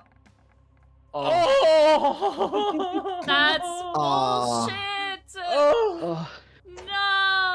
Oh, Miki, you did your best, Miki. one below. It's okay, Miki. You did Strahd your almost- fucking best. Strahd almost surprised. You see, just for a second, it leaves almost his fingertips before he reaches out and catches it with 2 fingers and pulls it right out of Miki's claws. Miki suddenly switching their flight stance and almost being disturbed in the air. They kind of fall 5 feet for a moment before kind of regaining their balance. As Strahd just looks a little perplexed for a moment before looking back over at you from that bird before holding onto the vial.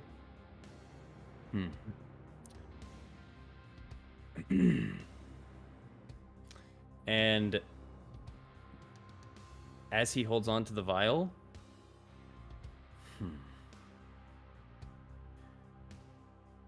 first one worked. Good. That much closer.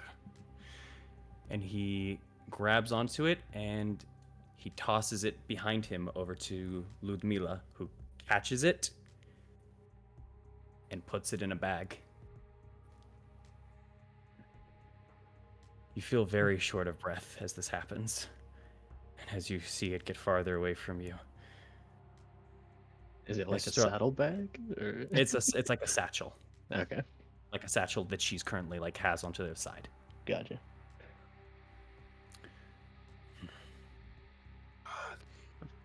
Well, looks like I got what I wanted. Ludmilla, leave the rest of him to me. Get that out of here. Meet up with Escher. I'll catch up soon. Tell Esther I said hi. I'm sure he really wants to hear from me. As Strahd begins to laugh at you, on his turn, he looks at you with his eyes. Make me another wisdom saving throw, my friend. Yeah, this bastard. I knew I should have. Oh, the yeah. whole time. Oh yeah. Don't 11. you know you never No. split the party. With this 11, this pain, Sadly, still one of my better wisdom rolls. with this pain, with this moment of exasperation, with this tiring, you look at this man who you hate so much, who has brought so much pain and sorrow to you, who is the bane of your current existence, who you want to give no backpedaling to, suddenly allure you for only a moment. As you shake off, why would you even think that? Why would you even care for that? You shake off the charm. You I are, did it. you are currently immune to charms. That's not good. Oh, because I That's don't know why. concerning. That could be really good or really bad. No, that's really bad, my guy. He took your soul. As he looks at you with a smile, as you begin to succumb for a moment, but you don't feel yourself succumbing. What do you do?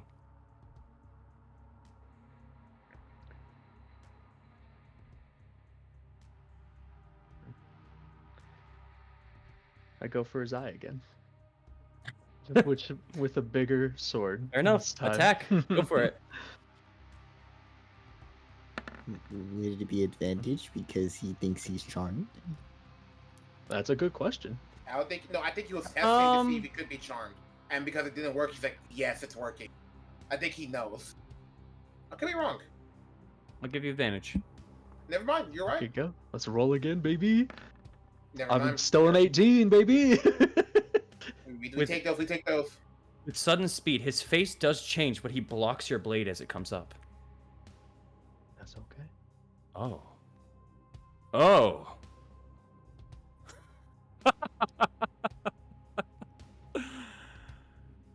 So it did work. How foolish to oversee this.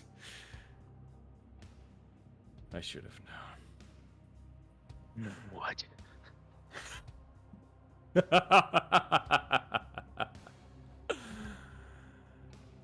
You can't be charmed anymore. I wonder, Thorn, What? will you still be made to fear? Do you feel anything still? Do you still... Well, could be my mistake. Do you still love Eileen? Last time I checked. Do you?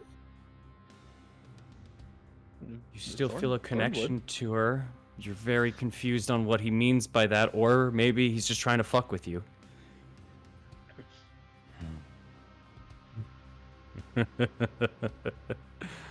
Oh, happy day. That has put me in such a good mood. Can I hit him again? Go for it. If he's gonna keep talking, I'm still going. for sure, for sure. I'm still going for this shit, man. 24.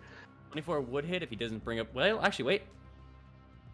No, with the blade, 24 hits. Let's fucking go. Even with the parry, no, go for it. Yeah, I'm still hit. going for it. I want to get that fucking eye. I'm cutting it. I am grabbing it. I'm crushing it. Like Go. I Go. physically want to. If it pops out of his head again, I want to grab it and rip. Going for the eye again, you go for the stab and you hit right to the side of the socket, and you're really attempting to, but this time you see he's actually fighting back against you and not giving you the full blow onto it this time. He goes to kind of grab the dagger and begins to kind of pull it out. You see him kind of holding his eye closed for a moment. I mean, half this a is second raging his as a- dagger, not the dagger. Right, sorry. Yeah. With the blade, as part of it does pierce onto the face to the side of it. You see a perforation cut between the nose and the eye. You can't ruin my day like that. As he pulls the rest out, you can't pop the eye like that without him. He was very, let's say, willing for the first half there. Fair. I'll like pop the sword back, and if he says that, I'm just gonna say, Strahd, I'm so sick of your fucking ego. I'm not trying to ruin your day. Every ounce of blood I draw from you just makes my day better. As I'm assuming you go for another attack with that one. It's your last Yeah. attack on there. Okay.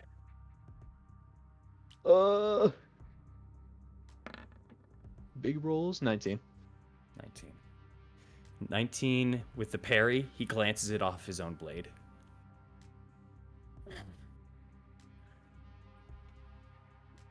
I understand that, Thorn, but I don't care how you feel about this.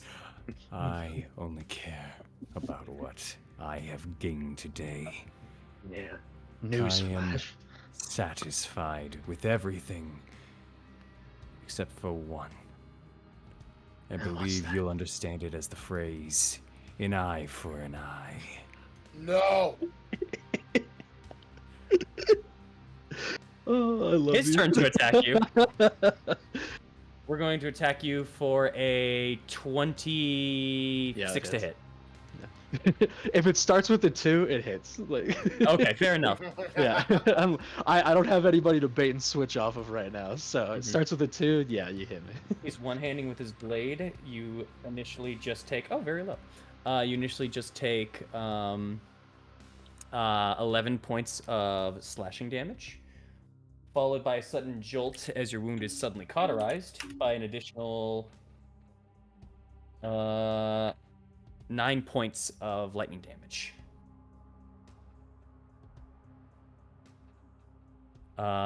And as he hits you with that first one, he switches over and goes to slash with the next one with this kind of long sword that he's holding. And as he slashes on this to the second one, he goes, "You know what?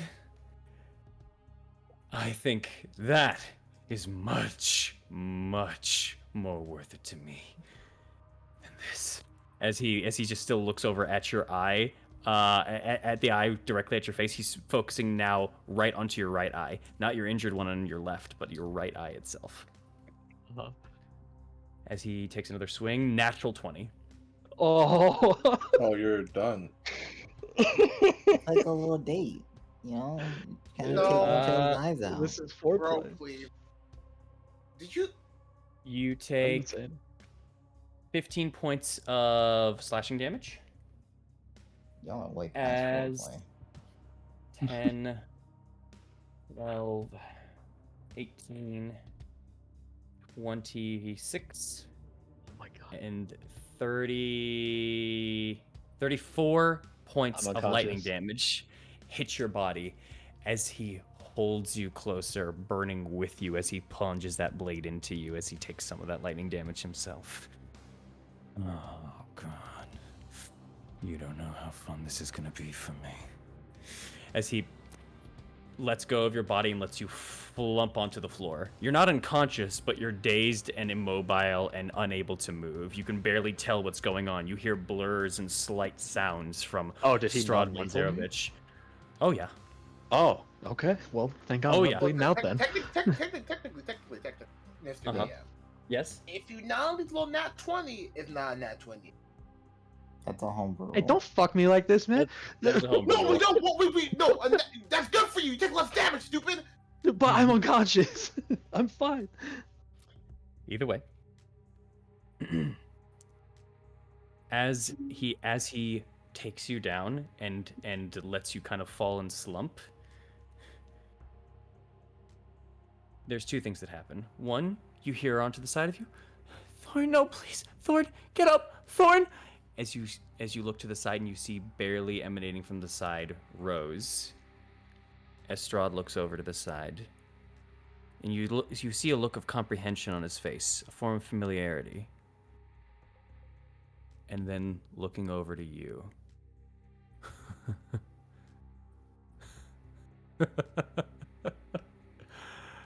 I know her. And she called you Thorn.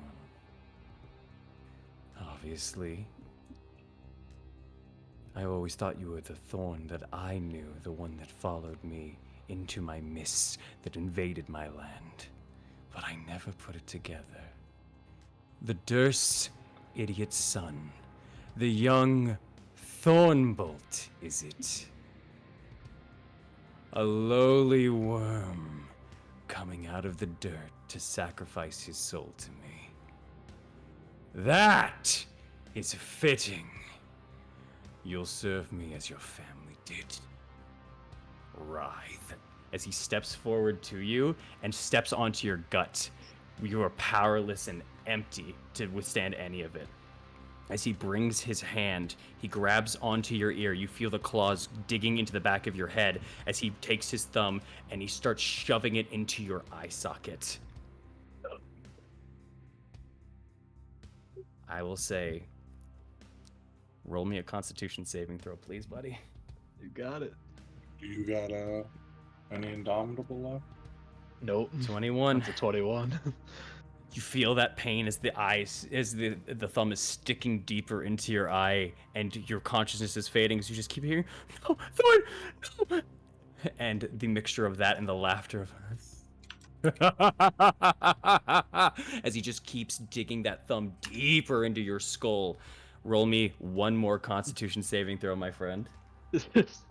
With like any amount of like thought that Thorn can have, just internally, he's gonna say, "No, Simon, please help somehow."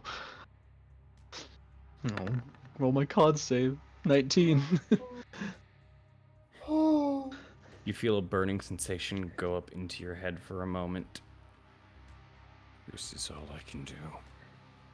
I pray you make it.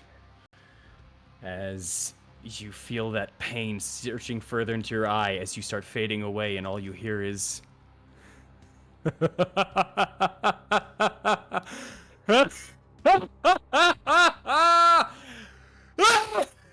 as you completely start cutting out and fading. You pass out and go unconscious, Thorn. You are not dead, but you sink in darkness. Hey, thank God for that one guy that's hiding. Uh-huh. Thank God for him. Once he leaves, he can be like, "Are you okay?" Oh yeah, I was. Oh no, bro.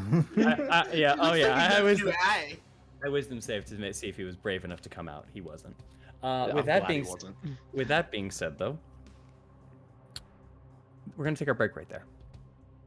Oh my god. So what did I miss? A lot. A lot. As you've just learned there, Thorn, currently you are underneath a condition, you don't know what yet, but you are immune from being frightened and or charmed right now. Oh, Congratulations. fantastic. Yeah. My boy Sweet. lost his soul and his eye. My boy's a soul paraplegic right now. My boy could go to the Olympics for just soulless vessel. You don't know. It's You put fine. that He's boy- probably you put- fine. You put that boy in water, he's buoyant now. Why? No soul. We don't know that. You don't know that yet, exactly. We'll get back to that. There's more time. Come on, we have more to do. We got to get to that break so we can come back and finish you guys off with the Belleviews.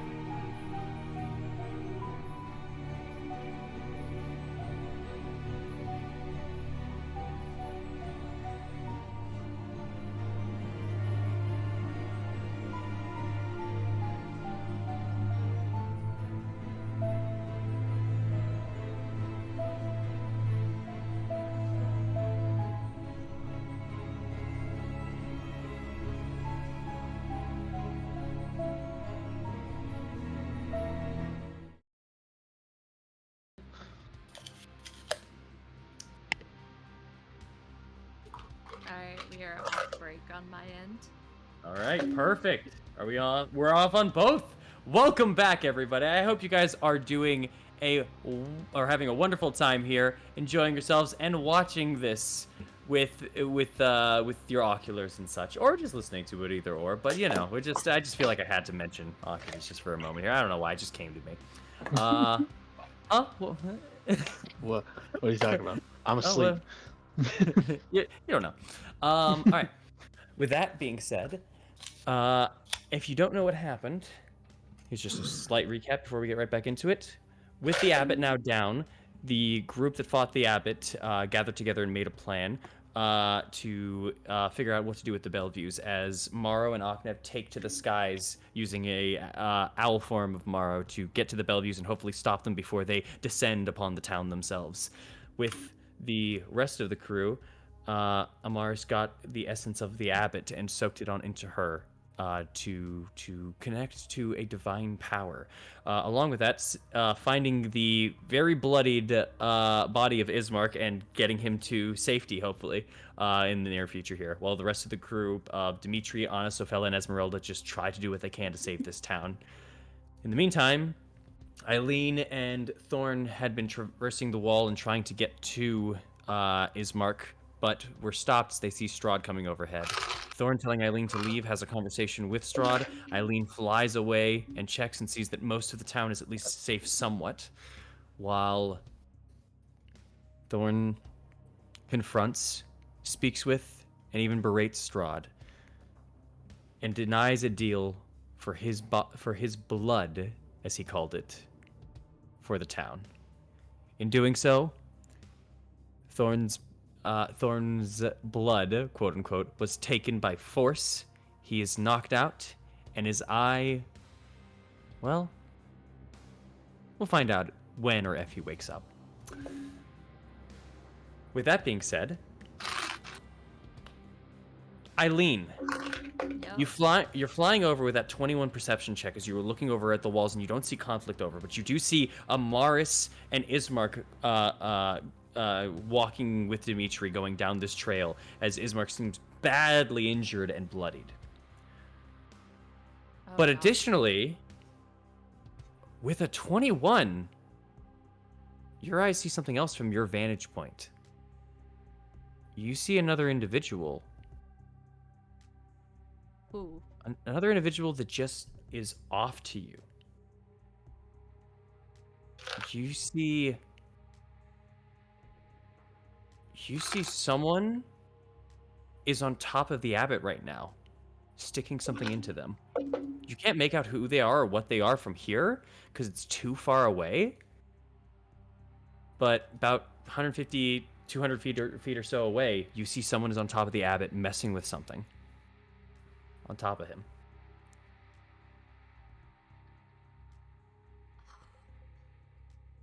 I'm gonna go. What are you to doing? it. You're going to it? Okay. Amaris, with your passive perception, you easily see Eileen start flying overhead, flying towards the pond as you're holding on to Ismark. All right. Just keeps note of that while taking his mark away. Okay. Eileen, are you just directly flying to it, or are you trying to stealth to it? What are you doing? I want to see if I can get a closer look before considering stealthing. Okay. Make me a perception check with disadvantage then if you're just going towards it. At this point, I'd say this would be around the 100 feet. 100 feet, maybe a little farther. 11. 11, you can get a smattering of what seems to be blonde hair, some purple kind of robes kind of going over, and you see there's a device that is currently pushed into the abbot at this point in time. It's a rather kind of large cylindrical devices that they're holding. Nope. Not a fan of it. Can I shoot at the device? At the device from here, you are within range. I'll allow it. Go for it. Okay. Could I... would it be too much for Slayer's Prey? 60 feet. Has to be 60 feet within for Slayer's Play. That's right. That's right. Okay. That's okay. Sorry. 17 to hit. Sorry, I just want to make sure of something. 17 to hit. Mm-hmm. That is unfortunately. Well, actually, hold on. Sorry, that's for the smaller ones. This is a bigger one. Does the big one have a different? I'll say it's easier to hit because it is bigger. So I'll allow it. I'll say that just hits. I'll say that just hits. Because, Okay. sorry, I had the AC for the smaller ones. But yeah, go ahead. As you fire off an arrow and it goes piercing over to it. Roll your damage. 14 points of piercing damage. You hit it and you see it makes kind of a scuff. It doesn't land and embed itself, but it kind of knocks off as there's a crack. As you just hear a, huh? And as you are flying over and as you fire that first shot, you look over to the side and you see the face of Escher, who looks over wide-eyed suddenly at the sudden arrow shot that came from the sky. Escher! Oh, bitch! I'm going to get... If I could possibly get closer, I will. Am I still carrying this holy water? You are, yes. Can I get closer? Hold on. Let me just make sure of something.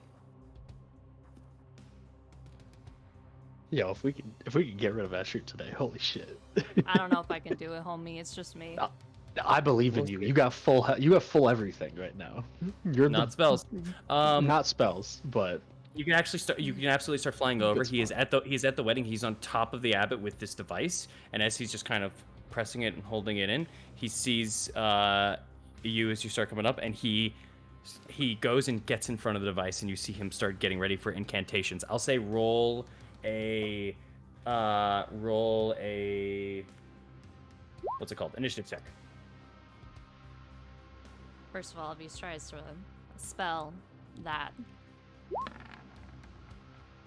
Alright, 6. That is a 15 on his regard. Well, you have to get within 60 feet. You were about 120 feet when you I shot the can't first make it, arrow. okay. You're flying in. You're gonna be not enraged for at least one spell here. Okay. Okay. Which as he does so, he looks over at you. He looks back over at the device. He looks at the abbot. And he starts speaking magical words and incantations before he puts his hand over to the device. He pops. He holds onto it for a moment, and then he starts drawing out a bubble before it releases from his hand, and he makes a large bubble for the abbot in this device. Okay. Now, for you. As he turns over to you, as there's now a giant sphere surrounding the abbot and this machine that seems to be going in onto the abbot. Eileen's just gonna squint her eyes. You're not getting out of here, Escher. But I think I am, Eileen. Now, if you don't mind, I don't really need to kill you, so you could just leave. I do mind. As he kind of starts slowly moving his way around the orb to kind of use it as cover.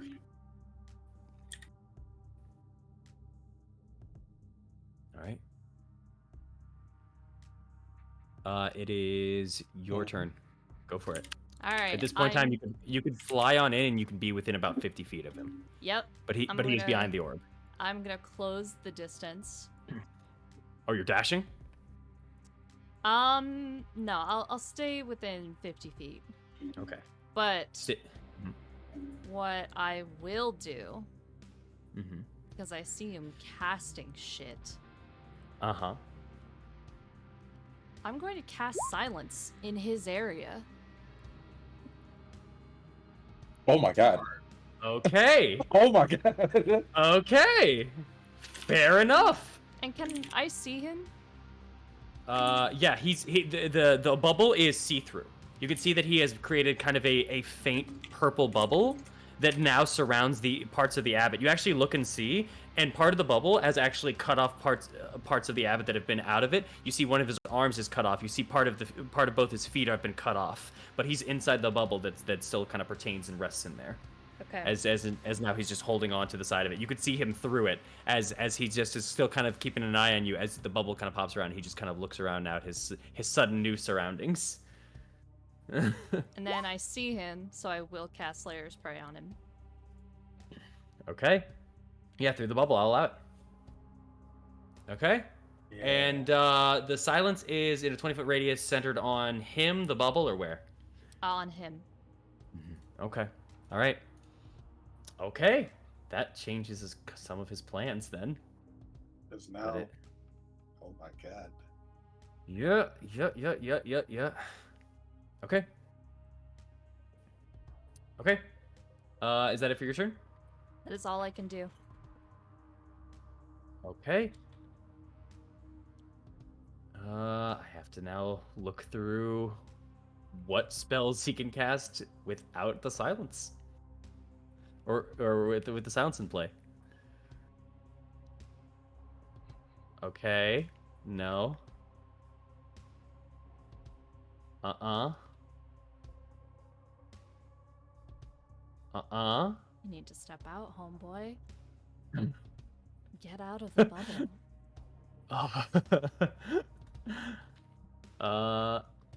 Interesting. Okay. Man, there's not a lot. That is... Yikes. Okay. Yeah, he just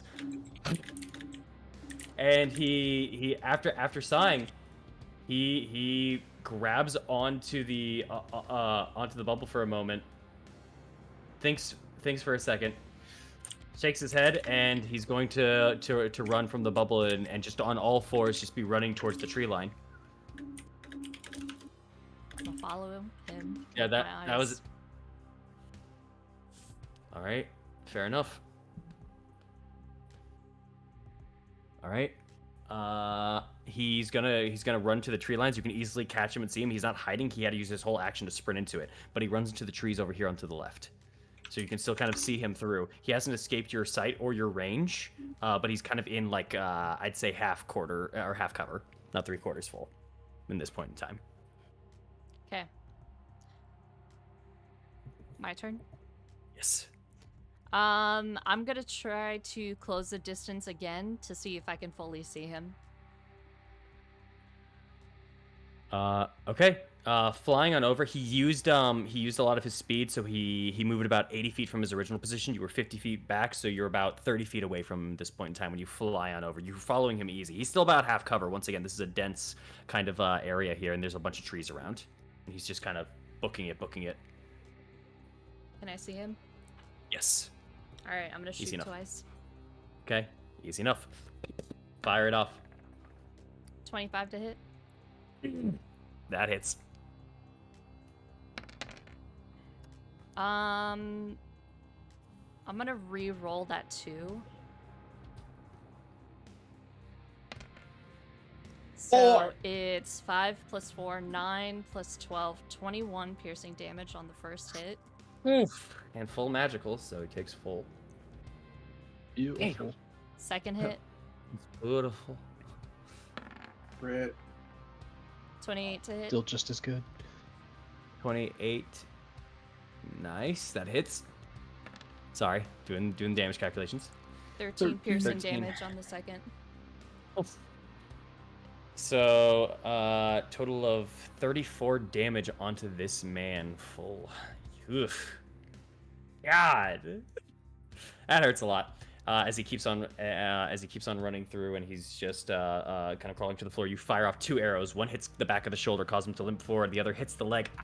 He has to grab and break immediately before he keeps on trying to go into this full sprint through this forest area here. Bonus action.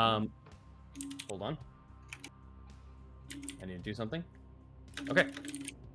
I still continue. have a bonus action. No. I know. I needed to do something though because of your turn. You're good. Bonus action. I'm going invisible. Okay, fair enough. Trying to follow him. You see him kind of turn around for a moment, and you see his hand just kind of light up in flame as he turns over to fire up into the air at you, and then suddenly your disappearance. So, you've studied magic yourself too. Good for you. God, I hate you. As he starts climbing his way and continues like going through the path, trying to use the forest a little bit to kind of go around the pond and just kind of keep running. You see he's kind of heading towards the walls as he keeps going. He's going to cast, because now he can, now that he's no longer in that silence. What can he cast here? So you're invisible. Yeah. With you being invisible. Yeah. He doesn't have that. That's her. Shoot. Okay.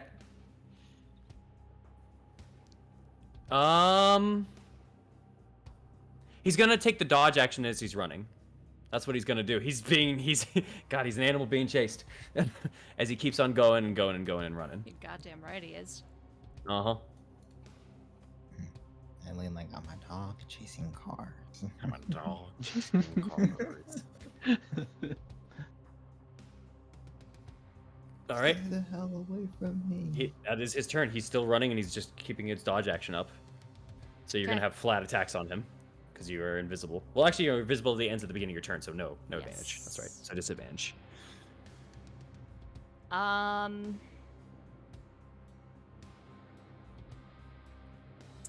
You know what?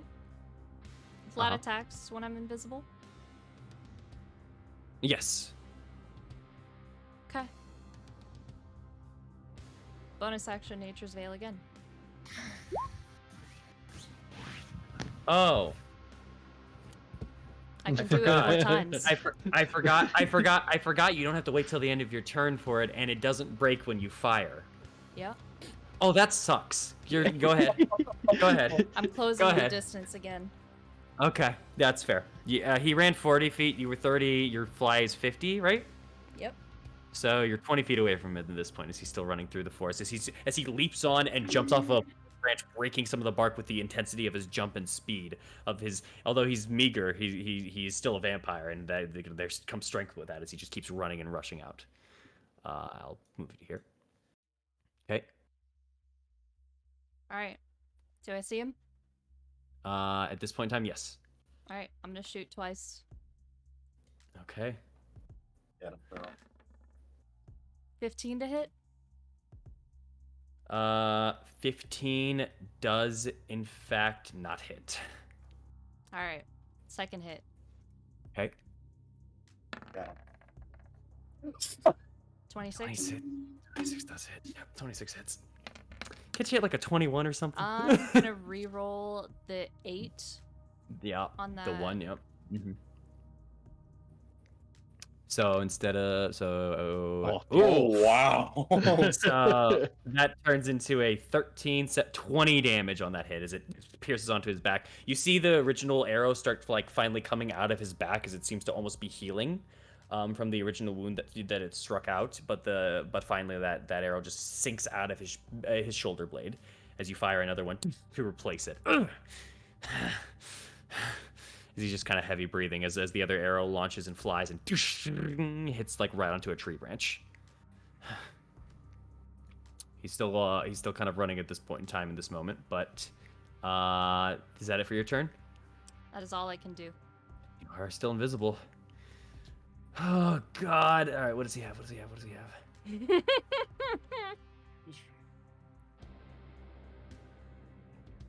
Okay. All right. He is now, as he starts running, you see him going. He goes behind a tree, and where you think he's about to appear onto, he suddenly doesn't. Try to roll it. What's your passive perception? 17? 17. You lost sight of him as he goes behind a tree. Okay.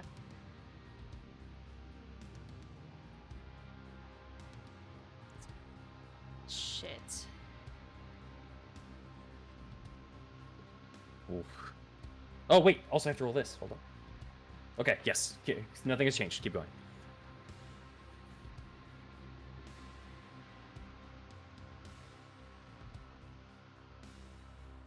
My turn?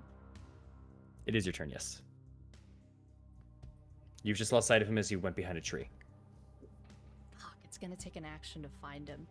Can I circle around the area?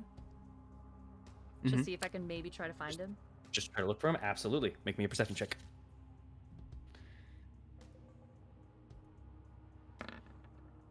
Oh! 15. That one that loomed over. No, I don't think that finds him because of my 17. Oh. No. Nope. Unfortunately, it does not.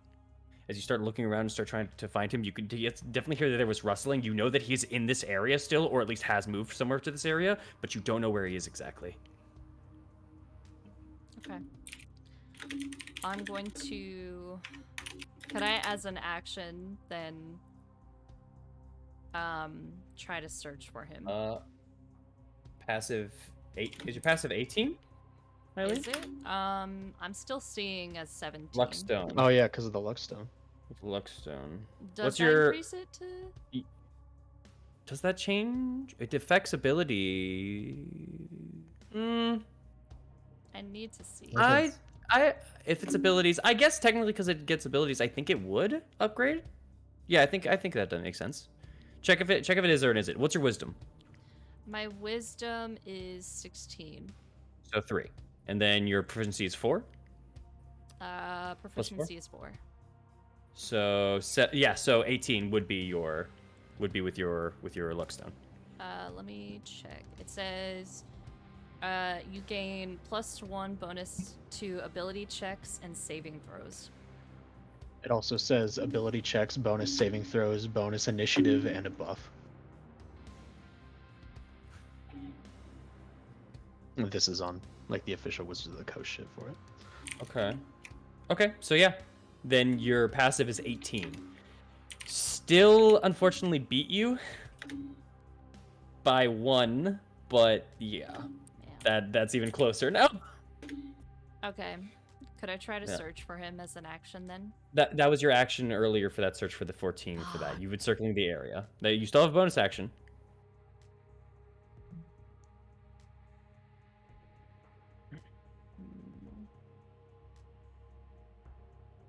What to do? What to do?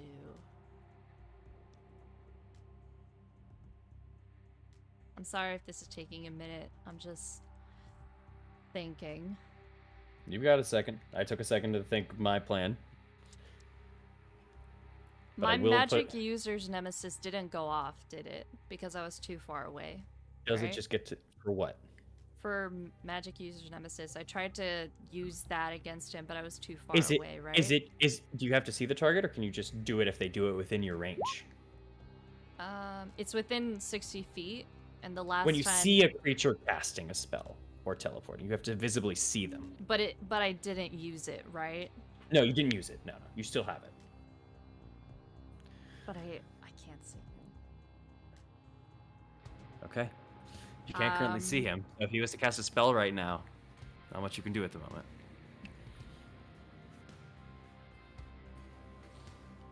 Oh, fuck. No, I'm gonna keep it safe. Nature's Veil again. Okay. With this then, he will take an action. He is who he is.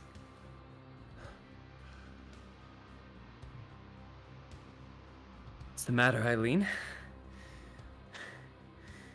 Can't find me? As you just hear a slight heaving kind of breath for a moment. I just thought it'd be fair if neither of us could see each other. Besides, you're a hunter, aren't you? Try to find me. You do hear that breath. It is kind of... It sounds like it's coming from somewhere, and he's going to have to re-roll his hide in that regard for this. But you can almost hear... I'll say roll an insight check. Okay.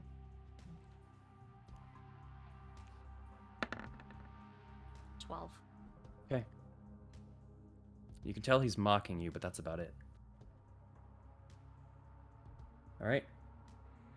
And with that roll, you heard at the very least. You now know the reason that you lost him from behind you. The voice came from above. He went up the tree that he was in. Whether he's still there or somewhere around, that's what you know. That's all you know because of his voice. But he did say that to you. Okay.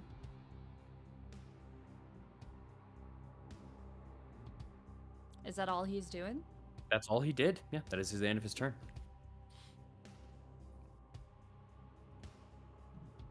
The voice echoes out into the trees for a moment as you are kind of flying at the moment invisibly, just looking around for this individual.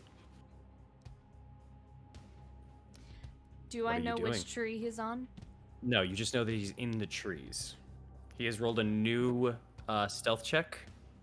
And because he rolled lower than your passive perception, you now know he's in the trees above. But you don't know his exact location. I'm gonna try to find him.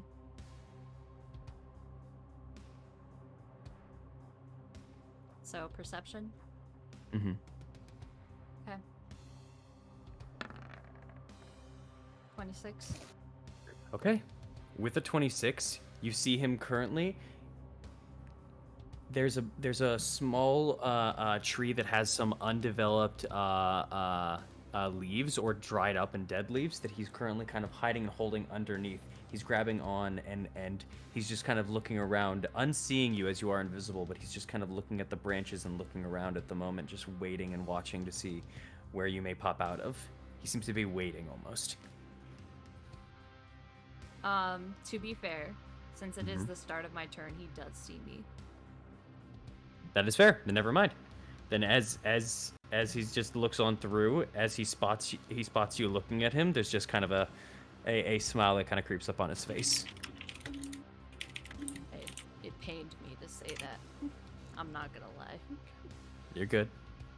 Much appreciated, the truth. Yeah. No problem, buddy. Hello. I'm gonna save my nature's veil. Okay. I'm gonna just keep my eyes spotted on him. There you go, girl.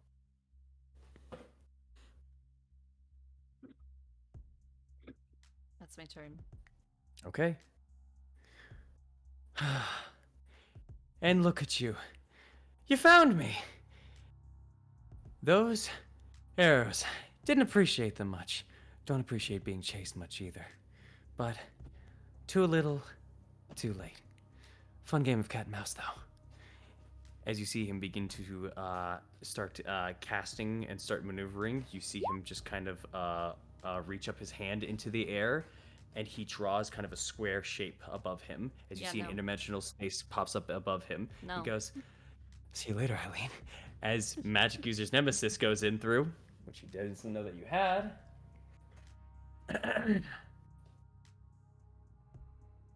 Let's see. He has to make a Wisdom save DC against, what is the total? I believe it should be 15. Okay. 15. Please fail. Please fail. Escher has a +4 to these. Oh, God. Your spell save DC. Son of a bitch. Yes! We take those. Why is it always by 1? Get dunked on. As he draws the square, as he looks back down, he grabs onto the branch, looking at you, gives you a salute for a goodbye, and jumps face first into more branches as it went away while you looked over at him, and canceled out his dimension door. I don't think as he so. Hey, yo, girl, light him up. Fuck me. Light him up. Okay. Chase continues. As he is going to jump down from the branches and he's going to try to run a little bit further north, but now the gap is much closer as he actually. No, you're visible. Are you on the ground or are you at the are you at the bottom of the branches or are you like at the top? I would like to say I'm like at the side of the branches. Of the branches? Okay. Okay. No, that was his action though. He can't. Never mind. Yeah, he's gonna jump down and start running. He's gonna jump down and start running north. Okay. Is that his turn? That is his turn. Yeah. You see the wounds that you've been giving him have slowly been healing over time, so he's almost back to full from what you've been doing to him as things have been going on. Should I lightning arrow? It's up to you. He's just trying to survive, and he's doing an okay job of it at the moment, as so far as it seems. But it's up to you.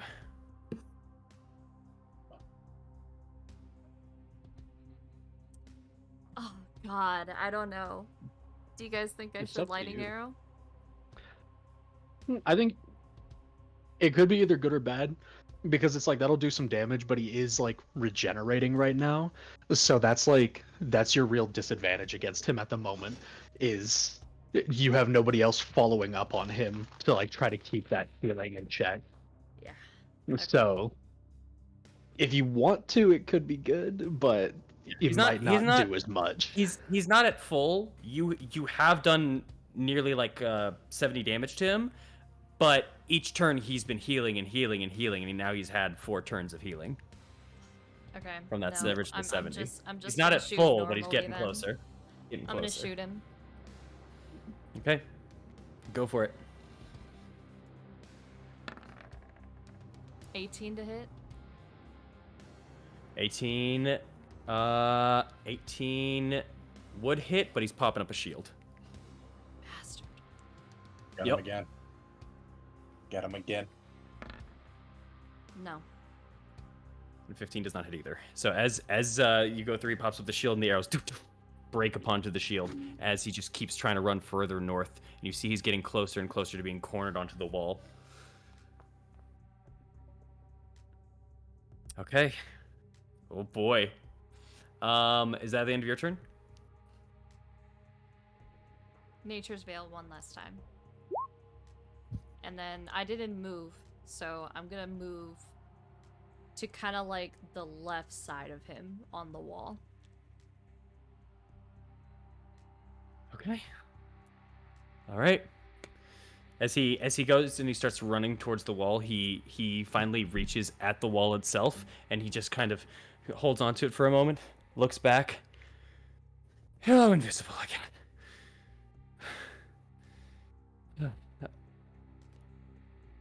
And you see him just kind of holding onto the wall. You just hear, fuck. And as he just kind of slams his kind of fist over onto the wall for a moment. You better be ready. And he starts casting once more, and he begins trying to make that door again, just kind of looking around for you, hoping, until he eventually Can only do it once. informs the wall. And he's going to jump on through. He has disappeared.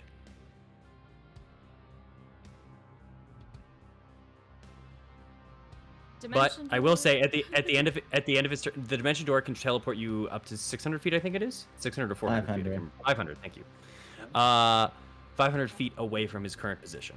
So as of right now, he could be anywhere on these like kind of things. So yeah, he could be almost halfway throughout Krezk. Is it but- to a point where he can see? No.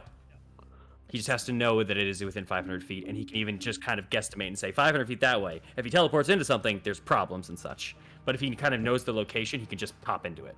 Yeah, I was about to say, I'm pretty sure if he teleports into an object, then Damage. he Bad. doesn't. Yeah, he takes damage and doesn't teleport. He did not, but I will say, make me a perception check, Eileen. Please, please.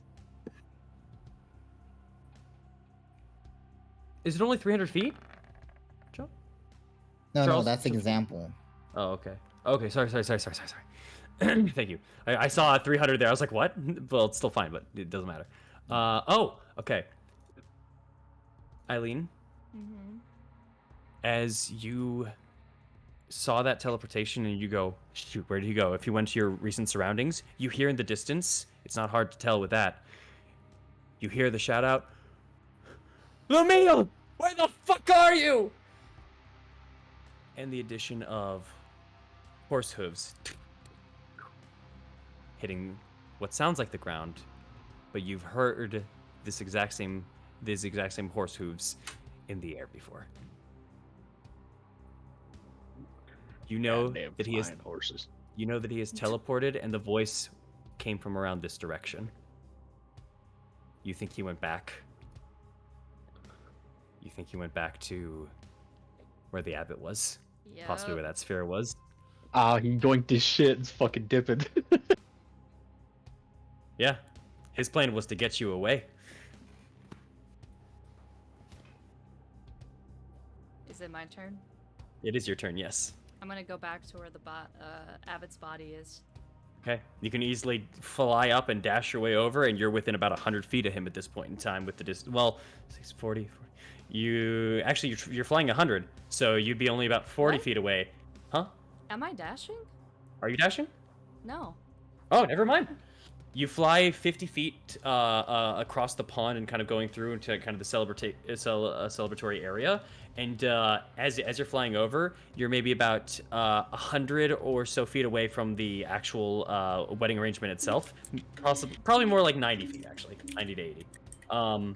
And you are currently seeing what appears to be Escher pulling out the device from the abbot. I'm aware. I know for the what's it called? For the shout for it, but it's only in a 20-foot cone, and he's aware of the spell. Yep. Yeah. He called out, ran on in. Does he have the vial in his hands? It's a large vial. This vial itself is like almost a foot and a half long, and you can see there's a glistening inside there with a lot of blood and then something shimmering in the center of it. Can I please try to shoot it again? Break that vial. You can try with whatever you'd like. It is still pretty hardy from the only hit that it has taken, but it's possible.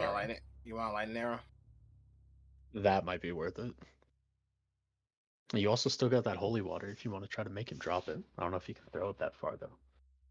It would be an action to dash. I think it would The take holy- another action to use the bucket. Yeah, and it wouldn't even be guaranteed to be and the holy holy either. Yeah, if not only that, 100 feet is far too far for Eileen's strength for throwing. Okay. Fair. Well, it does Like damage whether it hit or misses That is 2d8 true. of lightning. So Absolutely bucket, bonus action, lightning arrow. true. Okay. Oh my god, please. Oh boy, I'm this begging. will be interesting. this will be interesting. I'm begging so hard right now, please. Okay. 18 to hit the vial. The vial is big, so that's why I allowed it. Its AC is lower than its usual. That hits. I lowered it down to a 17 total. This is a huge one. Damn. All right. Oh lord. Oh my god. Oh, the 8 Damn. 8s and the 2, so that's 20 points of lightning damage total. Yes. So that's just lightning damage. Okay, added on to that. And then Okay. he needs to make a save. Yeah, deck save. Yeah. He needs to make a deck save of 15. Yeah. Which he... I'm so mad of failing by 1. 14.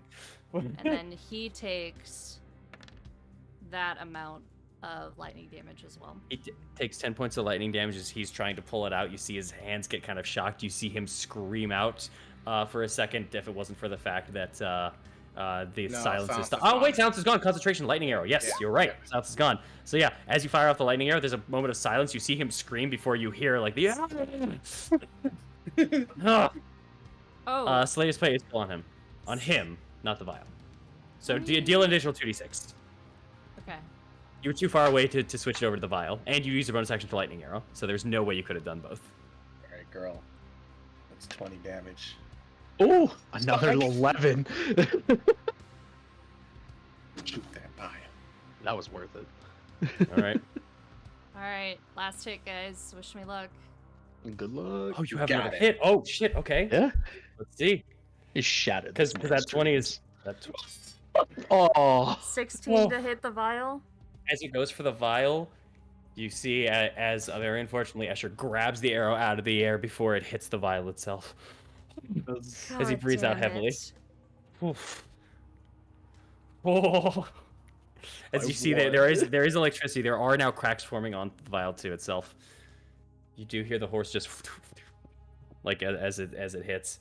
I will say at this point in time, that is your turn. As he's going to pick up the vial, and you see him open up a bag to his side and put the vial inside of it. The bag looks almost to be about a foot long itself, maybe. There's no way that the vial could fit into it, but you see it almost magically goes into it and fits just in. Fuck. bag of holding. Bag holding. Yeah. Holy hell, that was closer than I thought it was going to be. God, Okay. we both fucked up our vials and just couldn't cut Wait. it at the end. Ah. Wait. Yes? Wait, what? Okay. No, I was Wait, just you're not thinking, there. like, for the lightning arrow, does The lightning guess arrow the- the lightning arrow passes through the fact that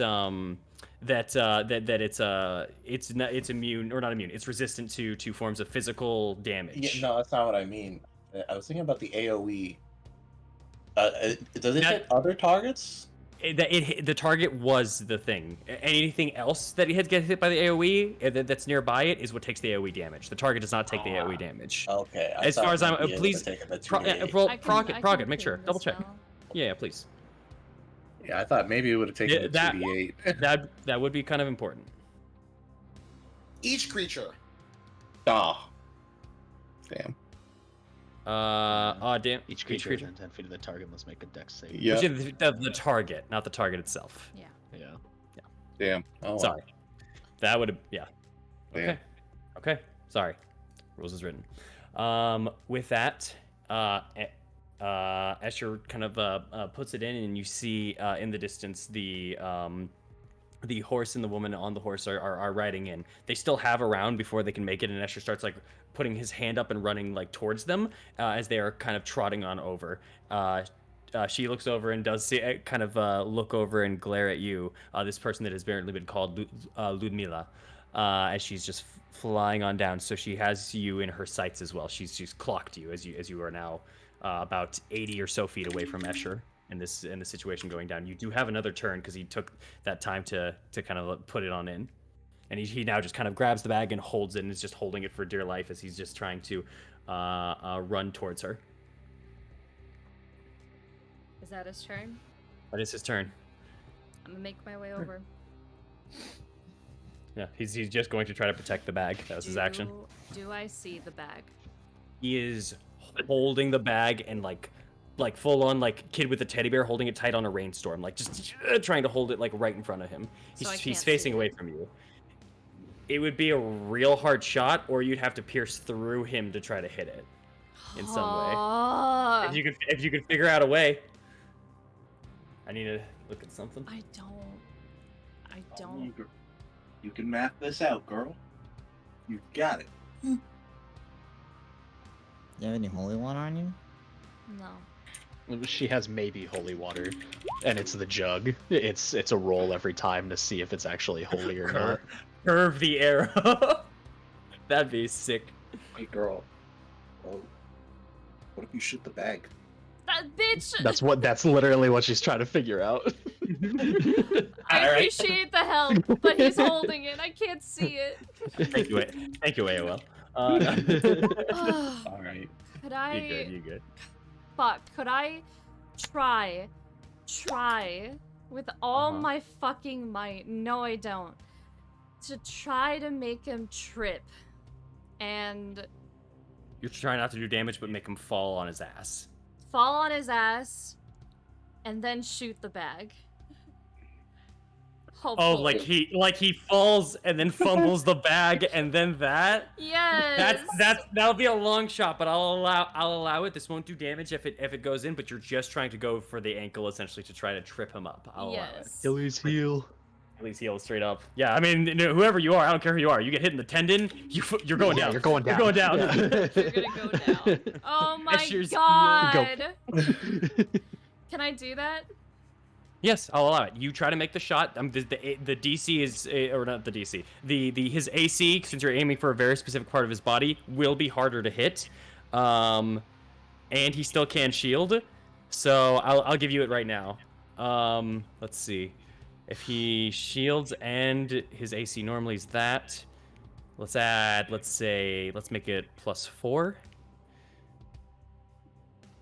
You have to hit a 26 to get this to try to work, and then he's gonna make a save for the bag to fall or not.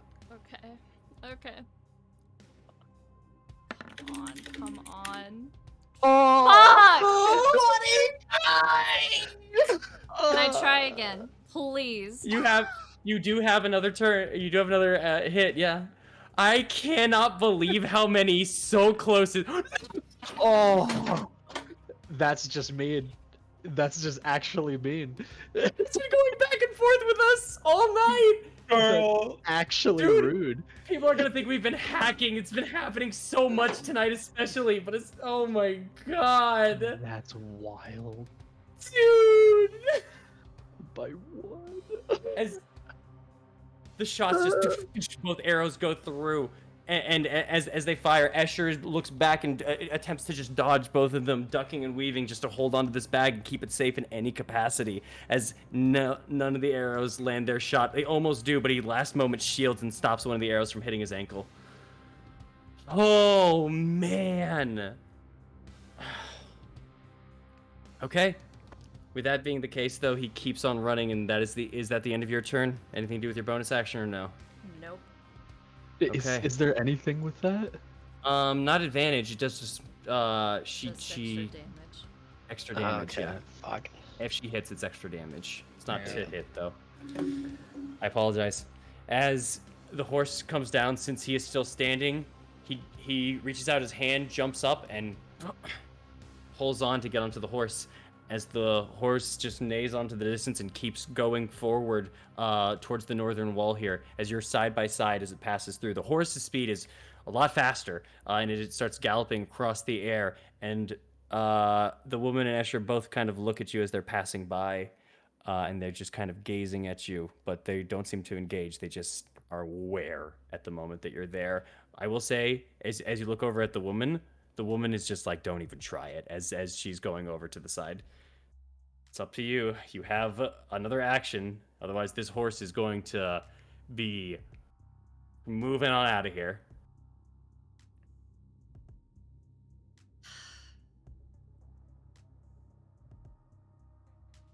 No. No? Okay. I give up. The horse flops into the air as they both look over. The woman doesn't even smirk or anything, but just looks forward, mashes to the reins, and keeps on riding it. Escher, on the other hand, just looks looking over, still holding onto the bag and holding on to Ludmila, noticing when you stop following, gives a slight smile before turning forward and going,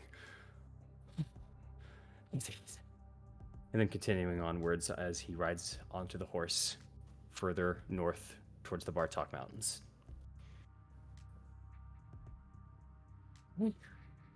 While that's going on, Amaris. Bro's talking hot shit or someone not at fucking divine light distance.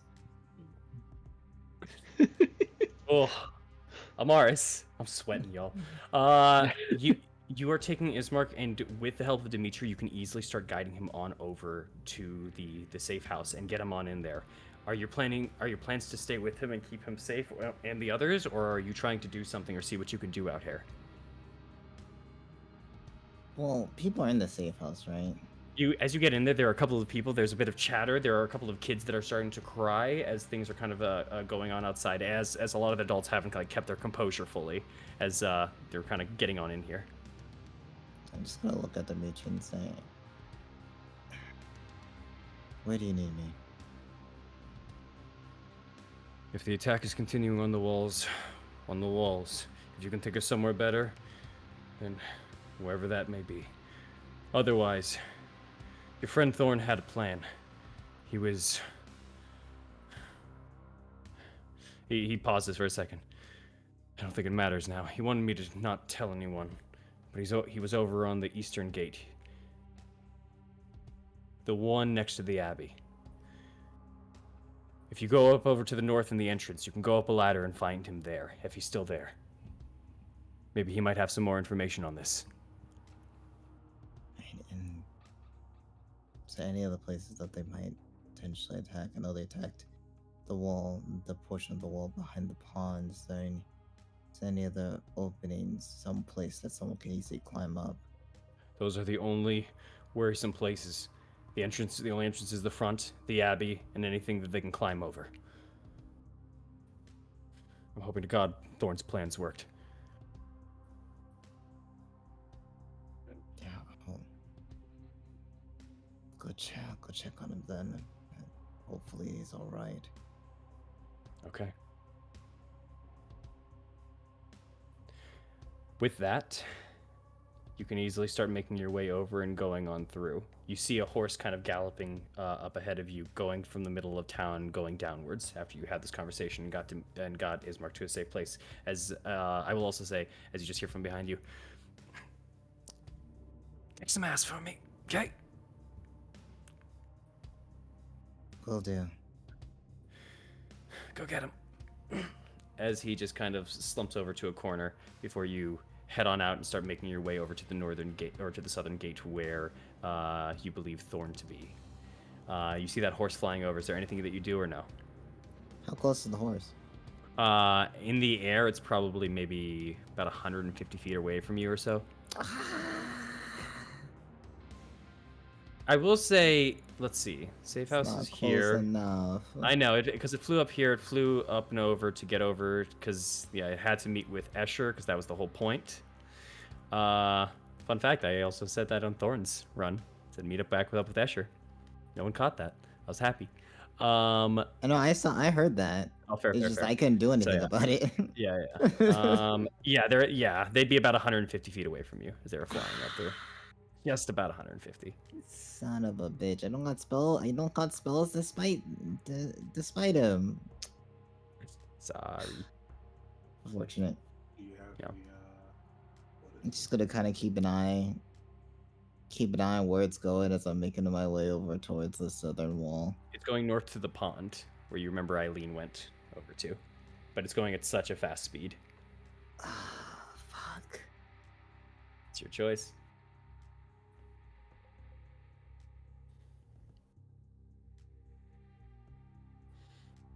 Fine. Change directions. I'm going to the pond. Okay. What about the necklace? All right. At this point in time, are you boosting your speed in any way or no?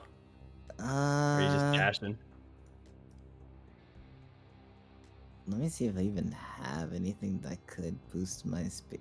Long stride. Wait a minute. Damn. Yeah. 415 feet. Yeah, I don't have Long Strider. It's not a spell that I have. I will say, just because I like it, for what we talked about in the break, you don't have to have it prepared for that one. Okay. I don't know if I can even I don't even know if there's even something I can do. That really boosts my speed. That horse is real fast. You're gonna have to yeah, it'd have to be like a crazy, insane boost. Yeah, I don't got nothing. I don't have anything. I guess I don't have those spells like that. Fuck. Sorry. That sucks. All right. Yeah, I'm just gonna have to run. Yeah, you head on over. I'd say you get to about right here as you see that horse is just going further and further into the distance, and you can see a pink humanoid flying above, dressed in white, watching the horse fly away. I'm just gonna scream out, "Are you alright?" Eileen, you hear that in the distance. You hear a voice of Amaris scream that out to you. She'll look down at her. She looks absolutely furious. She doesn't say anything. Alright, that answers my question. Do you know what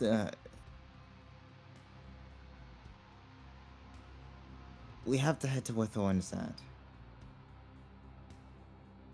Yeah. I'm going. Great, cause I can't run that fast. I'm going. And then she's gonna start dashing back to where Thorn is.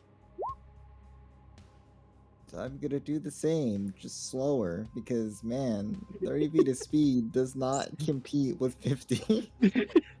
Yeah, Like that 100 Batman versus trying to help 60. Superman on a mission. It's like, I'll be there. soon. Everyone flies out. The Flash just gone in a second. Batman slow jog with a cape. Bro, this why I wish I had like fine steed. Then I could be at least like, let's ride and then run over. But like, Are you sure nah, you I don't told got me? that shit. Yeah. I wish I was with you. I actually do have fine seed prepared, I believe. Fair enough. With that though, as you guys are flying back, that's where you guys will be for your positions. I need Aknev and Morrow, as you guys have been flying upwards towards the Bellevue Towers. You are hearing a cacophony of laughter and groans and chaos. And we're free! Let's have fun! Let's go! I'm hungry! Just screams out, going out as the bell is just at a constant ringing now, as you hear it in the distance. The command of the abbot has freed the Bellevue's minds and allowed them to take part in their carnal pleasure of devouring the flesh of people, as it is now feeding time designated by that bell. And as that is going on, as you hear this, as you're flying up to it, what are you two doing with Otto just on the corner, like behind you guys on a chain? Morrow, I'm gonna need you to believe in me. I know you can't hear me. I'm gonna need you to hold on to me for dear life. Otto, look me in the eye. Yeah? I promise you. And it's fine.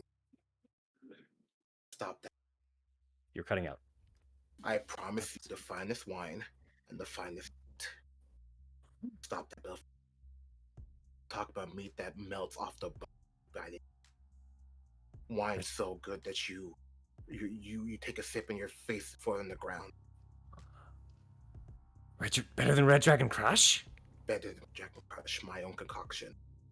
I need you to stop that bet. Hang on for dear life, because I'm gonna throw you. Persuasion check. Understand? Persuasion check. Okay. Let's go out now. Throw that fake. Don't talk to me. I am sad. In this land. 21. Pretty good. 21. My mouth's already melting. Okay.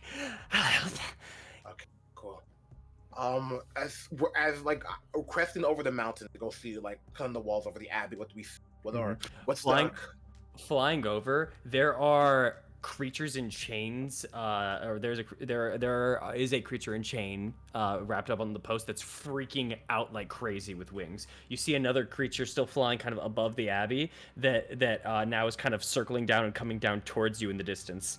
And you see a bunch of others. You see a set of doors opened up, and now the main loft in the main area is just full of abominations, creatures mixed of reptile, monkey, wolf, part fish, part insect. There is just a cacophony of disgust and mutation down there as you are flying up overhead, while another one is kind of while a birded woman is flying towards you right now and towards Morrow here.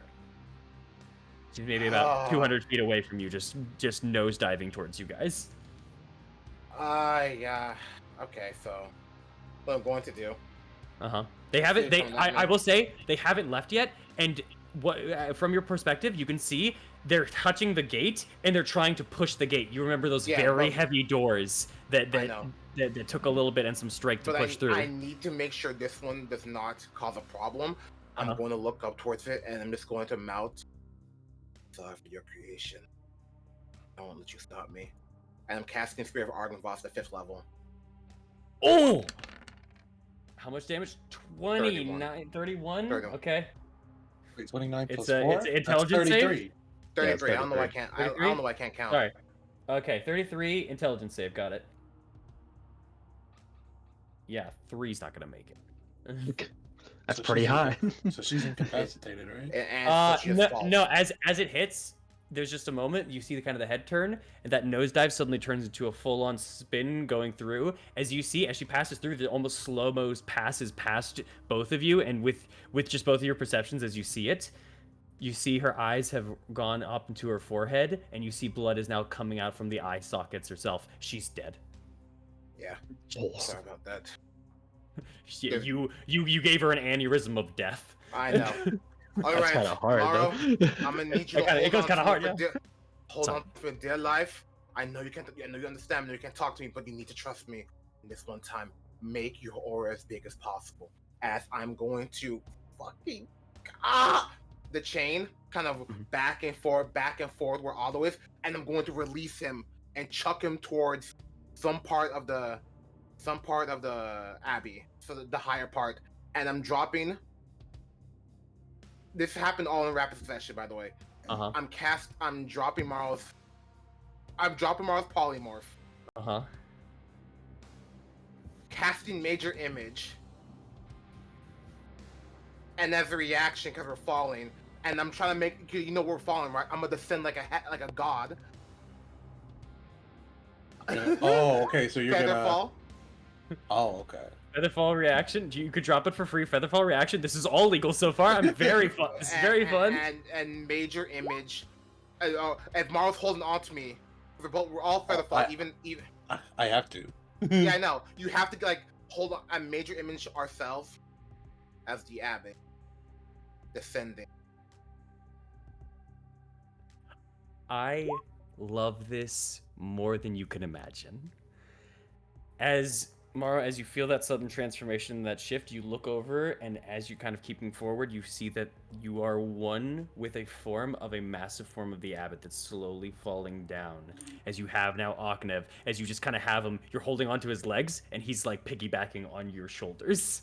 As you're both slowly descending, as you see the form around you, and you see the plan here. Make your aura as big as possible. Listen, I don't know how, but just make your aura feel big. So the main character, like, Morrow knows this is the aura doesn't he doesn't control the aura. It's just on unless he's asleep. So it's on, and there's just a natural sense of protection, and you can try to delve into that to feel deeper, to try to extend it, or at least present it as stronger in this moment if you wish to try. I'll allow it. Can I just I know it's an aura. Can I just make it visible? I'll say that's what I'm saying. That's roll me charisma plus Arcana proficiency if you have it. You can do it. I'm also going to inspire him. You have believe in you. Or actually Arcana or religion, either or. If you have proficiency in either of them, but it's your charisma is what you're rolling. Take a D10, dog. I am not a righteous man. With your bonus action, damn you! That's all legal. I know it is. That's why. Are you sure, man? Do you want to save your bonus action for something or no? No, not right now. All right, man. Do you have proficiency in religion? Oh, I do not. Okay, so just 12 plus a D10. I'll roll the D10, see if it actually works. 17. 17. As you change into this form, begin to flow down, there's a natural shimmer that you give, but nothing can admit the real thing that Morrow starts to present and starts to glow in. Explain your aura starting to manifest, actually, Morrow. Go ahead. What color it would be as it shines out? I guess it would sort of be like a goldish kind of white. Like it glows sort of goldish on the inside, but as it gets farther and farther, it becomes more white and more steady. As it sort of shimmers in the endless night sky, man, like a star. Like a white star. And as some trackers look through and try to guide themselves using the stars themselves, the Bellevues begin to look up at the sudden presence of what was once a giant owl, suddenly transforming into the abbot, radiating down. With Otto, who's now slowly going down with you both, it looks over and goes, huh? Oh, and then he looks down at the rest of the Bellevues, who now are sitting there with shocked faces, and he just goes, oh, you guys are so fucked. As you both descend down and land, Morrow, you have Aknev on your shoulders. Aknev, you are on top of Morrow's shoulders as you feel this radiant aura, and you are in the form of the abbot. What do you two do? I'm gonna let Augment handle this. 'cause I know. He obviously I- had a plan. Okay, cool. But I talked quietly. Far. Say that again, Charles. I did not hear Hey, you. So yeah, if you're- walk slowly, just enough Okay. to give me time.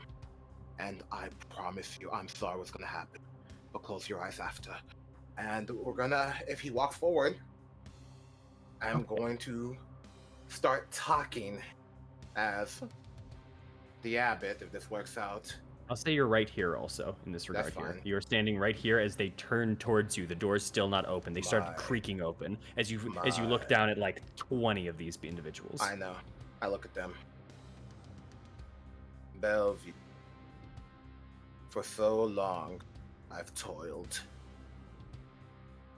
to make you perfect, to end your suffering, to end your pain. And on this day, my dear friends, I want you to feed, to devour, to eat to your heart's content. However, I know of one thing that can help with that. All of you are hungry. All of you are starving. And I know that must be very painful. But I realize you can all be one. You can all be perfect. As I look towards all of them, for the one that's strongest, for the one that eats the most,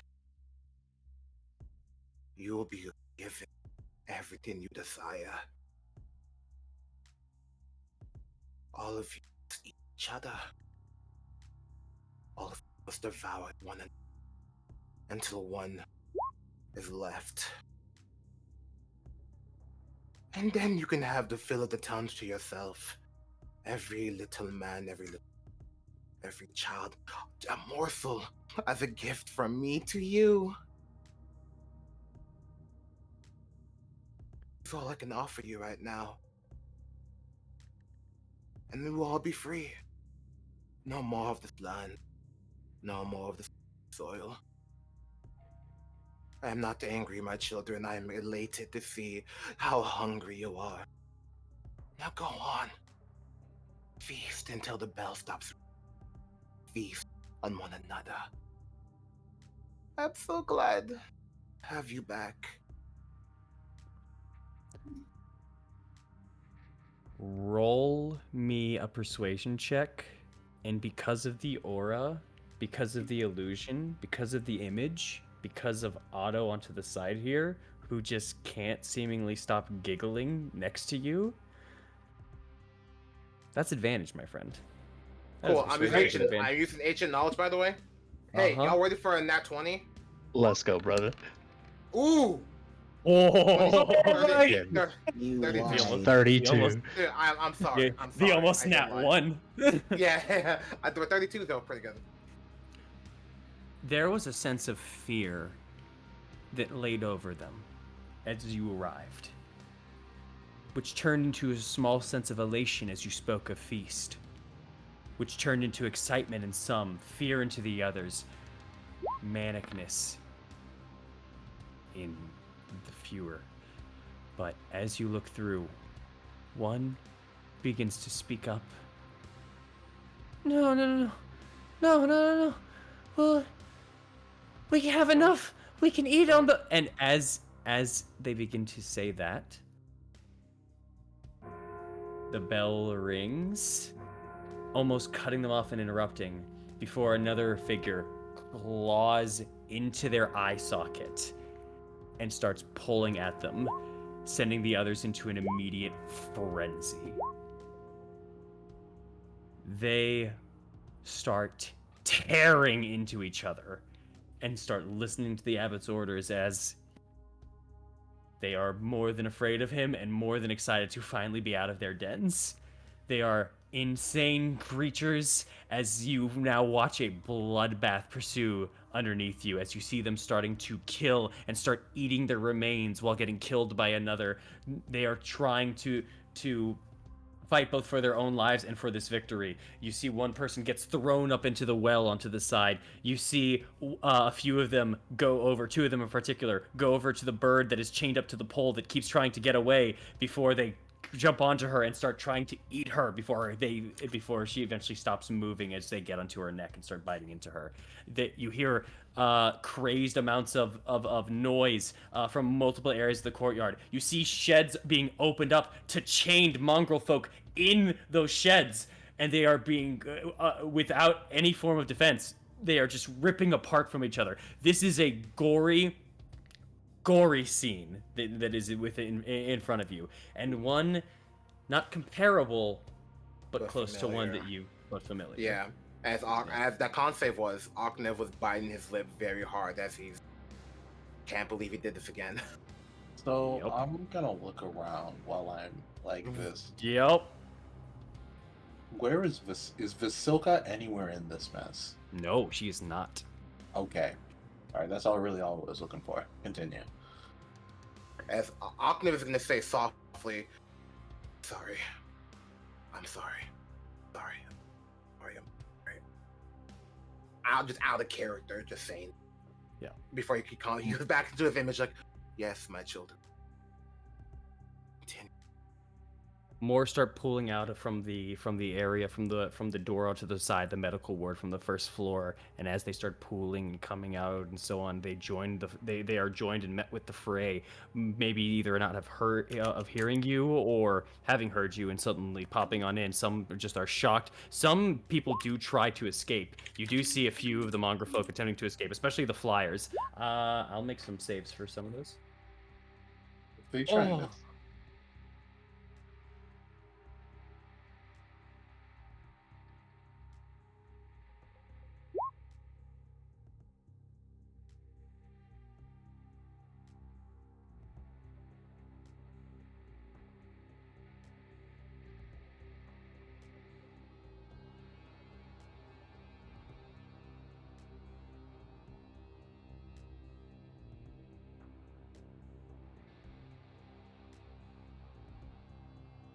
One as it's very breathy as this one has been gifted with wings, being able to try to fly. I kind of put my hand out. No. Can stay. You My have God. got to be kidding me. Yeah, that's a hit. This is You rolled 3 of incredible. them. Yeah. That's a hit. That's a my hit. Ooh. Okay. Ooh. Big goo. 20. All right, 20 damage as you fire it off onto the side as it's kind of flying through. One of the wings immediately closes and it just starts flying over with one before you hit the next couple shots, and it starts spiraling down for a moment, but flaps and is just struggling. It's still alive, but not by much. As it just is attempting to escape. Some people watch and get more ferocity with the fight, but some are watching it to see if it actually does escape. It's still going at this point in time. It's still alive. That wasn't enough. But it's looking very hurt as it's flying away. What are you doing? Can I attack again or no? How far is it? 120 feet? Yeah. Tries to fly. You're up. It has to go there. You would be just enough range for one more round. Ooh! I got subscribe. Hi, Lave. You don't want to see this dog. This is a slaughter. Red Wedding Part 3, baby. Red Wedding. Did I put that as the title? No, you didn't. You Oh, put the thank real God. I was Ravenous thinking about doing You know, that. hey, this episode is actually. Did you plan this? Is that why you had that name? You What son name? of a bitch. Yeah, son of a bitch. What The name? ravenous feast. Oh, shit! Yeah, no. 21 hits. I don't think 14 hits. I'm double checking. Sorry. You should check real quick. I'm checking. No.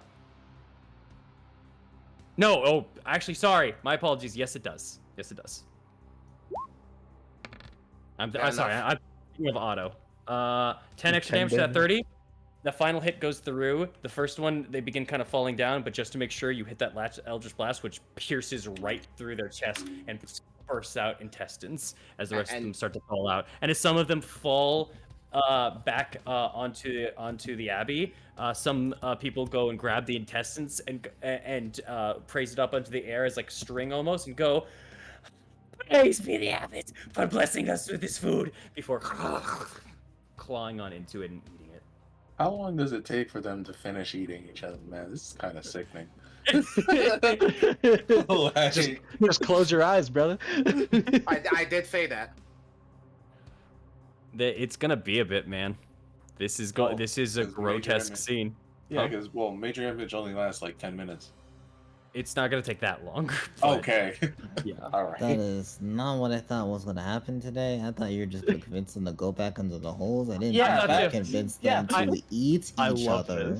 Yeah, I thought so go much. back into the hole. I thought that's where this was gonna go.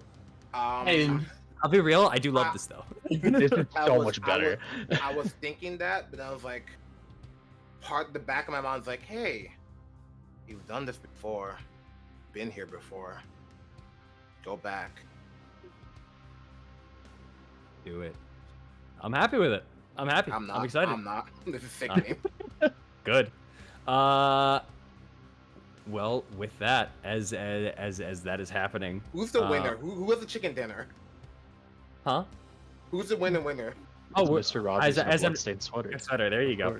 As I'm describing it, as it's just going through, you start getting to the point where about 5 or so minutes have passed as they've been beating the hell out of each other, and there's just mostly bodies, some of them unmoving, some of them limping barely, till you count about 5 of them in there, and most of them are one of them is particularly starting to just gorge himself, like just eat and eat and eat. They seem to have gone past the point of just the full-on feasting and are now just beating each other, and is now trying to consume. Before one of them, while they're eating, they slowly move on to one another and then stab into the other, leaving 4 remaining.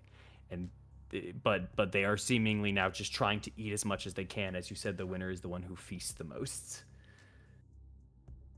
They have seemed to slow down in what they've been doing, but you count maybe 35 of them dead. 35, 40. I'm going to then hold out a piece. No, I'm not, because of the. Yeah, and all the remaining ones are hurt except for one who seemed to have been doing the most damage. Go ahead. I'm gonna have like the abbot's hand come down to grab a head. Mm-hmm. Mage hand. Okay. So like it looks like I'm gonna kind of hold it up, and I'm going to. I am weird right now. I'm sorry, but I'm presentation. I'm gonna make it smell good. I'm gonna make that shit smell nice. Like that shit is like, yeah. I'm like, first one, last one gets it. Come on, my love. They look up over at your hand, over at the head now that is held up amongst all of them. They all look at each other for the 4 before they start moving over towards each other. One person is very slow because they've been eating too much. The other 2 are kind of going through, and then there's the one that still hasn't really taken a hit, who goes in to bash in the brains of the one that's sluggish and lethargic. As he takes both his fists, he's got gorilla arms, as he just smashes through and claws the jaw into the upper part of the skull. Teeth come out. As the other 2 start going forward, they just kind of look at this massive figure and they realize they have to take him out together. So they go in through. One of them has almost like a blade hand, like of a what is it called? It's not a grasshopper, but it's close. It's the praying mantis. Thank you. As a praying mantis, as the praying mantis goes to cut off the arm of one of the gorillas, he successfully does so before the gorilla grabs onto their skull and squeezes as the other one goes and bites into the shoulder of this person. They kind of bend down for a moment before the one that's been kind of squeezing the skull kind of takes the head forward with the praying mantis claw and pops it up to the bottom of the chin and begins pulling up and up and up until they do manage to finish off the bigger guy. But the one with the praying mantis that has kind of had their head weakened and bludgeoned in, the other one now with the kind of face of almost that of a puma of sorts, just kind of licks its lips for a moment and looks down at the creature that is now moving a lot more sluggishly. And it goes down to go for a bite before, unknown to it, a tail pops up from the back of this praying mantis figure, a scorpion tail that goes in and jabs right into the eye of this figure. Oh. They Jeez. scream out and reel back in pain while that figure tries to get up. But before long, that eye that's still kind of holding on to, it low growls before it goes over, pulls onto the head, pulls onto the arm of that praying mantis. The tail is trying to go in through, and it bites onto the tail, rips it off, and then goes for the neck of this creature. It is the last one remaining as he stands up, this partially puma-faced individual with seemingly mostly cat-like features for parts of the face, but as you kind of go down towards the leg, you can see there are scales kind of going up and a large reptilian tail looking that almost like an alligator as they just... Okay. I am the king of the jungle. You are. I'm so proud of as they bring up both their hands over to you. Thank you, my abbot. Now, here you go. As I'm going to put the head behind him and just say, enjoy your meal. Close your eyes. Savor every flavor. It'll be easier for you. Close his eyes. I deserve this. He starts gnawing onto the meat of the head. I'm going to, as he's turned around. Oh, I'm going to drop the form, get off Mars' shoulders, and slowly just walk up behind him as he's still eating. And I'm in the abbot's voice. You're on the second floor area. But you on can the jump second down floor? to yeah, you're on the second floor. You were away from all of this. They didn't touch that's you. fair. Yeah, you were above godly, man. Come on. Yeah, as Beloknev. Oknev is going to jump down into the mess. Easy enough. Into the vicar. And just kind of walk slowly behind him. And good. Enjoy your focus on the how's it taste? Oh, so good.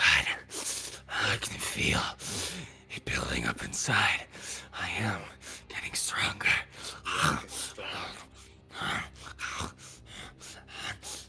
And I'm gonna say now look there as I'm gonna say look forward. What's in front of him? The gates that are slightly cracked open. Oh, your freedom's up there. So close. Focus on the gate. Yeah. Focus on the crescent that's out there for you. As Mine for the taking. has the sword of Godfrey, two-hands it. If someone wants to make fan art about this, I hope you do. And then he raises it above his shoulder, looking down at it. And before he does, a mage hand grabs his headband and covers his eyes with them before he slashes the neck off. It will be a glorious.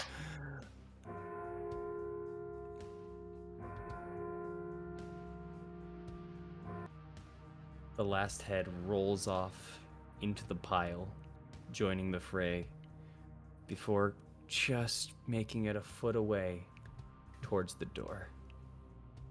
The body stands and takes a step forward before collapsing. You still hear some noise in the medical ward to your side. You don't see figures, but you can just hear things in the distance. Maybe not all of them left. Maybe not all of them abided. Maybe some were scared. Maybe some ran back in. But you do hear what sounds like some people crying, some chatter, and you can make out some voices are kids. It's up to you how you want to deal with that eventually. But you lay in the slaughtered.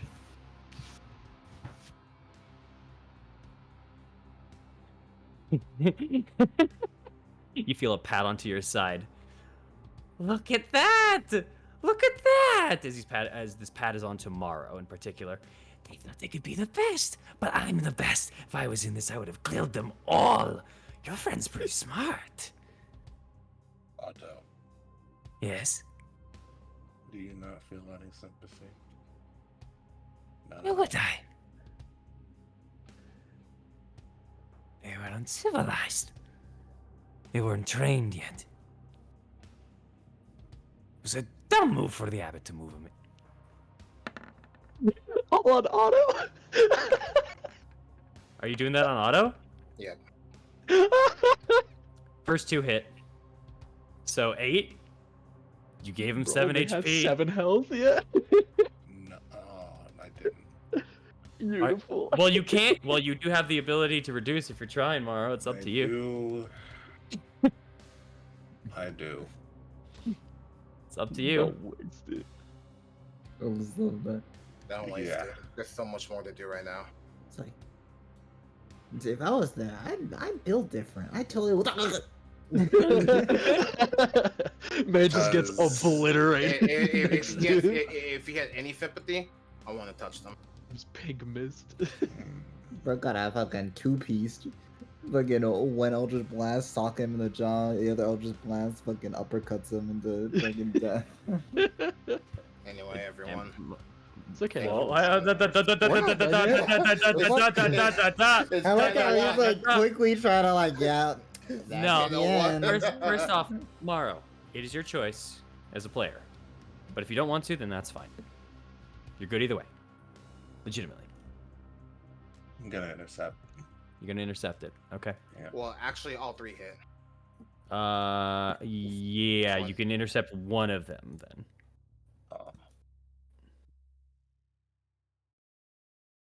But either way, either one he intercepts, he has enough, and no matter what, it's not gonna kill. Minimum he can intercept is like 5 damage, like 6 damage. So Okay. it's only But 4. That's 4, 4, 7. Yeah. That's 28, 15, 28. 7 didn't hit. 28 doesn't hit? 15, He 20, did. 15, He did 28, hit, 12. 15, and 28. I saw. Look above, oh, man. He did 4. Oh, I thought it was Yeah. 12. Yeah, Oh. no, no. Otto's Yeah, dead no matter Never. what. Otto is dead no matter. I saw 15, 28, 12. I didn't see the 28 before that. I apologize. Yeah, he's dead. I'm sorry, Mara. No, That's- it's fine. Yeah, this is technically 3 attacks. Damn. It's fine. Sorry. Done As with the 3-piece. there's just 3 holes over into Otto as he talks to you. There's kind of a gasp for a moment as he looks down.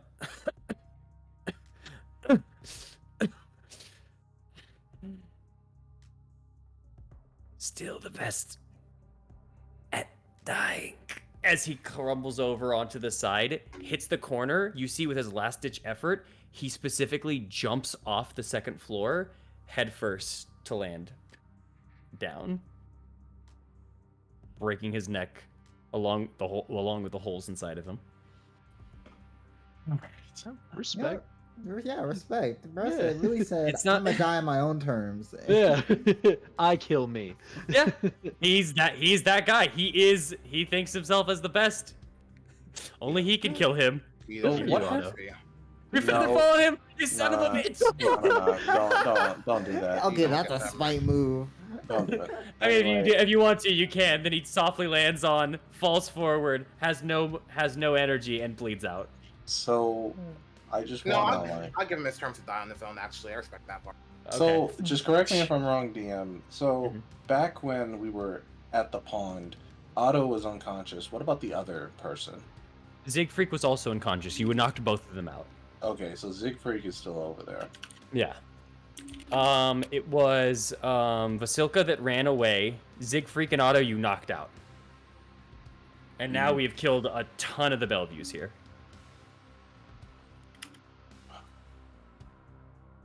We need to head. I guess it's time we see what happens with the rest. As you say this, and you two stand now, Maro, you on the 2nd floor, about 20 feet over this message. The smells and intensity of it has been penetrating through your nostrils. As Aknev, you have your emotions swell within you from everything that has occurred here and the reconstruction of the events that cursed you all that time ago. Eileen and Amaris, you two are heading over to where Thorn is.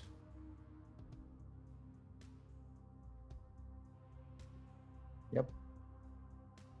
You both do a massive sprint trying to make it there. Eileen, you make it about a turn or two before as you're flying on over. And as you're looking through, you see a guard that's trying to slap the face onto the side of Thorn, as Thorn is laying on the ground at the moment. But Thorn, you start feeling those slaps on the side of your face. And you feel a massive pain in your head, specifically on your left eye. As you just start feeling those slaps, you just hear, "Come on, buddy. Come on, wake up. Wake up." Okay, I'll try to open my eyes. Or eye. You I open guess. up one of your eyes, but the other one, as you try to open it up, it kind of squints almost immediately from just the pain. You feel the sheer wind hitting the flesh wound that has now come onto your eye. You cannot see out of your left eye. You are blind in that eye. You take a -2 to your passive perception. Sorry, passive and active perception when you make checks. Fair. That require visual.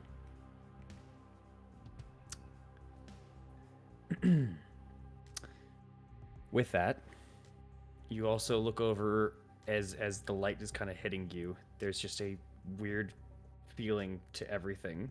Your eye both feels that cool wind that hits the air, the cold of Kresik that just hits you, that stings into that wound, that forces you to feel that close. And you see the concern on the man's face that's kind of waking you up. Okay, you're awake at least. And you see something pink flying out in the distance towards you. What happened? Hang on. Yeah, the guy, the devil, he had his way with you, and after he flew, and he points out eastward. He points out in this direction. Yeah. How bad is it? It's motion to my left side. It's not and as he's saying that, you feel a strange charge suddenly. And you squint for a moment as you feel this point of electricity almost, this staticky feeling. It's and the guy looks up, and the last thing you hear from him is as lightning strikes down onto him, eviscerating him from mere 5 feet in front of you. As you feel that electric charge of the lightning hit the stone next to you and burst some of it. You grit your teeth automatically. Your bones tense up. Your eye burns in pain once more. He's fucking gone.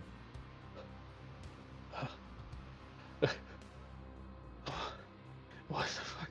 Eileen, Amaris, you both see that strike of lightning over at the gate guard. Eileen, you see the man get eviscerated from your angle. Amaris, you doubled up your sprint and you're trying to make your way over there even faster now. Eileen, are you there?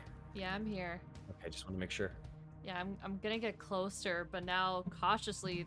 Did anyone cast that? You look over and you hear sounds of rolling thunder just going through the sky for a moment. But make me a perception check. Sure. Can I there's a guardhouse here, right? Can I scramble into that? There is one over there, yes. Yeah. You can try, Well, yeah, just you to can get out of the absolutely way of the lightning. With the 17, Eileen. You know what? Keen mind. You are worried for a very strong moment as almost something unbelievable happens before you realize. Yes, it is at one. Before Okay. you realize you've seen this before. You see a hand going back into the clouds. A large, massive hand. One that is very familiar to you and that you barely spotted. The one that pulled you out from that teleportation that you attempted almost a month ago with Victor. The one that came through the mist to grab you. As it recedes back into the clouds. Okay.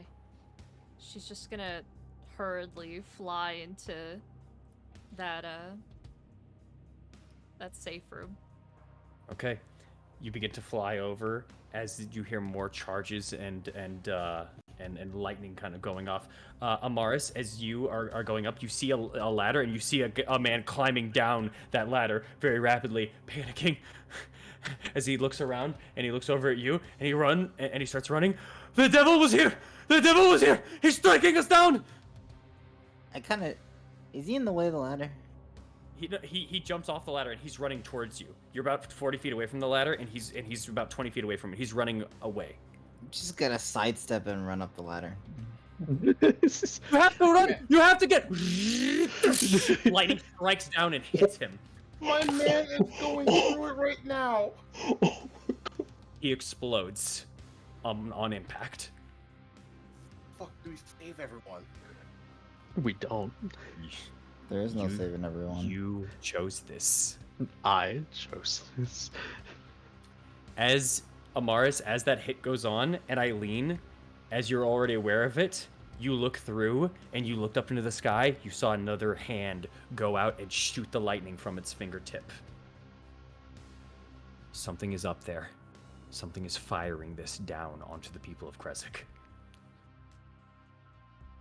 And you think you know what that something is. That visage of Strahd that you saw in the mists about a month ago.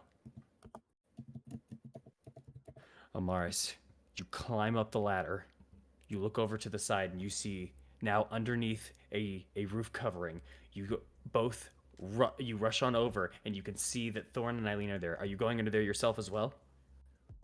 Yes, I'm trying to see if I can try to get to. So it's the cloud with the hands, right? Yes, there's clouds maybe 500 or so feet above you guys, maybe more. That are that are firing lightning down with these hands that are shooting through the clouds that have just come through. Motherfucker. It's always fucking... I wanted to dispel magic, but it's too damn far. Yeah, I'm just gonna duck under the cover. Okay. As you all do so, you all just look at each other, and now you are fighting a literal lightning storm as it is just shooting down at you. Whatever you guys wish to plan, whatever you guys wish to do, you need to think of something fast if you want to deal with this. That strikes all of your minds. But additionally, Eileen, Amaris, you look over at Thorn. His left eye has a slight hole in where the entry point of the eye is, right above his pupil. The entire eye itself has gone black. And part of the skin around has also partially turned black.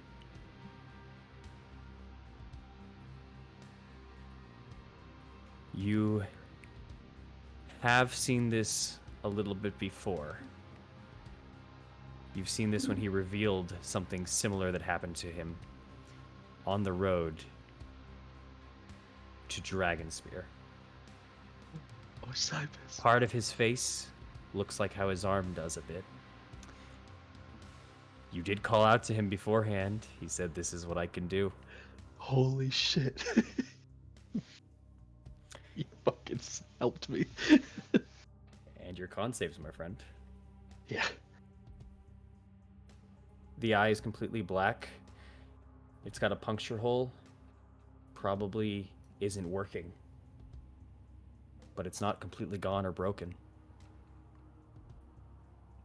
Oh, brother. Let's see what we can do about it maybe some other time. But as this happens, as up over in the Abbey, Aknev and Maro, you hear these two lightning strikes. You both turn around after the first one. You look out in the distance, you squint, you see a hand go down and shoot out a second lightning strike. Curious.